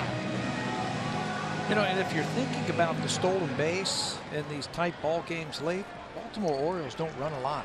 That's really not in their game plan, stealing bases. They're a sit back and slug it out type of team. Jonathan Scope has some speed, but has only had 2 stolen base attempts all season long. Wieters swinging a drive deep to right. This ball is gone onto the flagpole.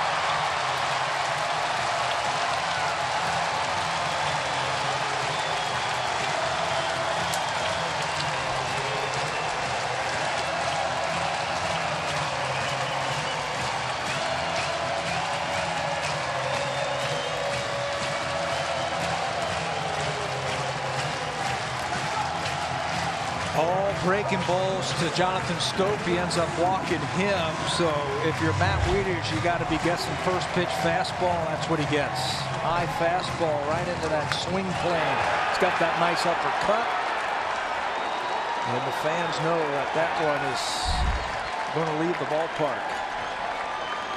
3rd home run of the game for Baltimore. They've out-homered the Blue Jays 3-1 and have a 5-3 lead.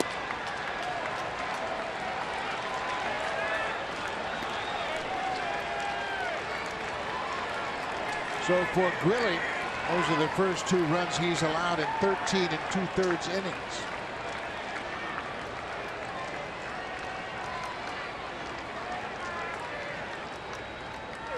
It's only the 2nd extra base hit he has given up in 14 appearances. He gave up a triple to Jose Altuve and stranded him at 3rd. Now Wieters connects for the home run. Just didn't get it up high enough. He was trying to go up there to pop him up. Just didn't get up high enough.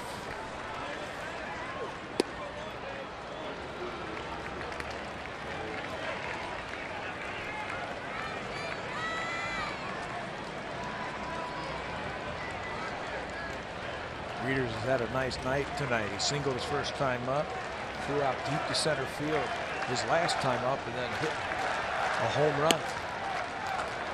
There's a strike 2-2 to J.J. Hardy. The home run that Grilly surrendered to Wieters, the 4th home run he has given up since coming to the Blue Jays. For Wieters, home run number 12 on the season. RBIs 52 and 53 for the Oriole catcher. Grilly strikes out Hardy. That ends the inning, but a 2-out walk and a 2-run home run give the Orioles a 5-3 lead. Russell Martin will lead things off. Troy Tulowitzki, and then Michael Saunders. He's 2 for 2 with a home run tonight.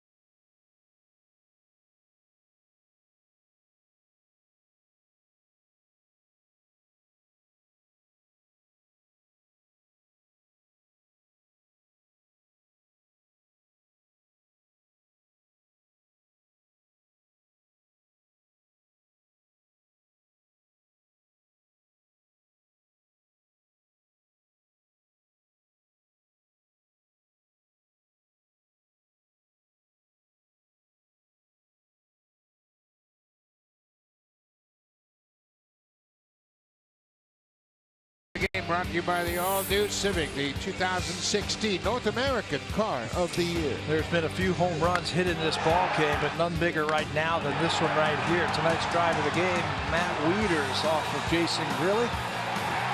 Hits it into the stands over that scoreboard in right field. That breaks the tie. Gives them a couple of runs, and it's tonight's drive of the game. The Orioles have homered in 12 straight games against the Blue Jays. And now they turn it over to their closer, and look at those numbers. He is perfect. 38 for 38 with a save on the line. Boy, great numbers all the way around for Zach Britton. You mentioned 38 for 38. He also had the save in the All-Star game. Hyun-Soo Kim takes over in left field. Steve Pearce moves from left to right. Trumbo is out of the game. Breaking ball. 0-2. It's pretty simple what he does. He's got an outstanding sinker. It's almost like the Mariano Rivera cutter. It's one pitch and he just keeps throwing it and throwing it, and guys just can't hit it square. 96 with wicked movement. That one was in the dirt. Britton has made a very successful transition from starter to closer. He just couldn't figure it out as a starter, but boy, has he figured it out working as the closer.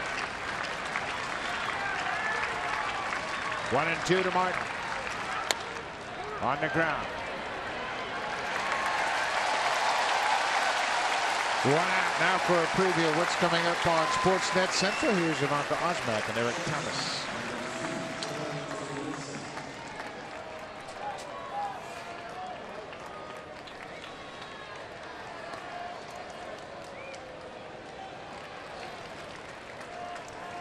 Thank you very much, Ivanka. That's all coming up right after this game. The Blue Jays got some work to do. They are down by 2. Troy Tulowitzki. He has hit the ball hard tonight. Nothing to show for it. You take a look at the tough closers. 35 or more saves with a sub-1 ERA since '69, and it's a small club. Yeah, look at that. Dennis Eckersley, top of the heap. This is the kind of season that Britton has had. A lot like X season in 1990 when he was with the A's. It just doesn't give you anything to hit at any time.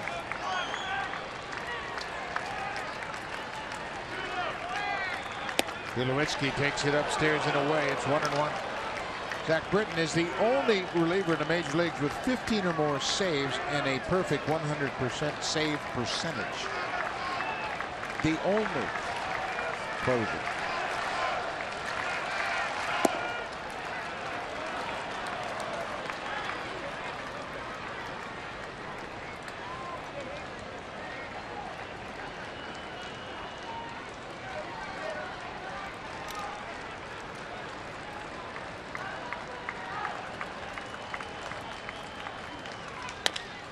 Bouncing ball up the middle, Scope near the bag at second. Throws Tulowitzki out, shooting. You know, it's a pitch that he found just changing the grips when he was down in the minor leagues. You mentioned he was a starter, and that failed. He was messing with grips, and all of a sudden he was throwing a ball. He was trying to throw a cutter, and he ended up throwing a sinker. And they said, hey, how'd you throw that? And he said, I don't know. So he started throwing it, and he was just taken off. Darwin Barney will pitch hit for Michael Saunders. Saunders went 2 for 3 in the game with a double and a 2-run home run. Barney coming off the bench to try to keep the game going. Barney is a pinch hitter, 2 for 5 this season.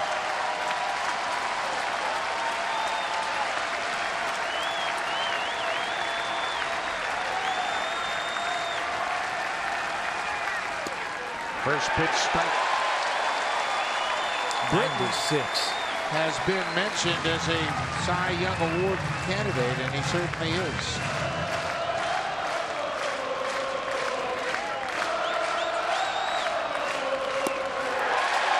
'97 with sink, heavy sink.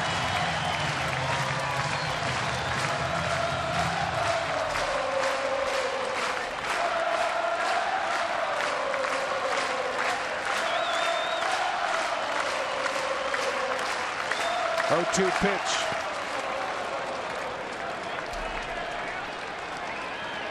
There have been 4 American League relievers win the Cy Young Award. Dennis Eckersley in '92, Willie Hernandez in '84, Raleigh Fingers in '81, and Sparky Lyle in '77. Only 4. Oh, he'll get his share of votes if he finishes up the way he has started this year. 2-2 now. Barney trying to reach base, bring the tying run to the plate.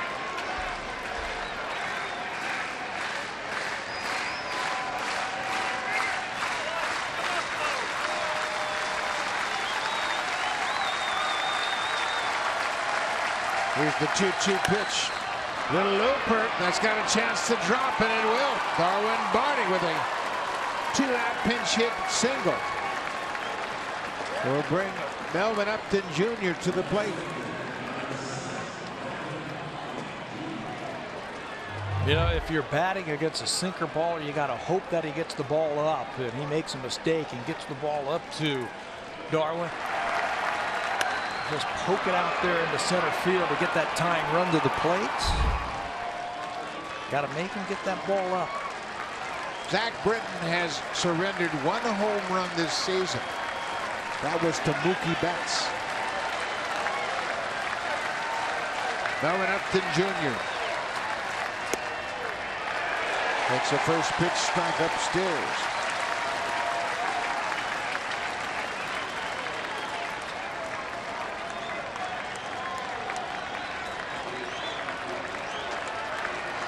Upton 0 for 3. There goes Barney. 0-2 on Upton. It'll be defensive indifference. Barney won't be credited with a stolen base. Orioles infield didn't even move.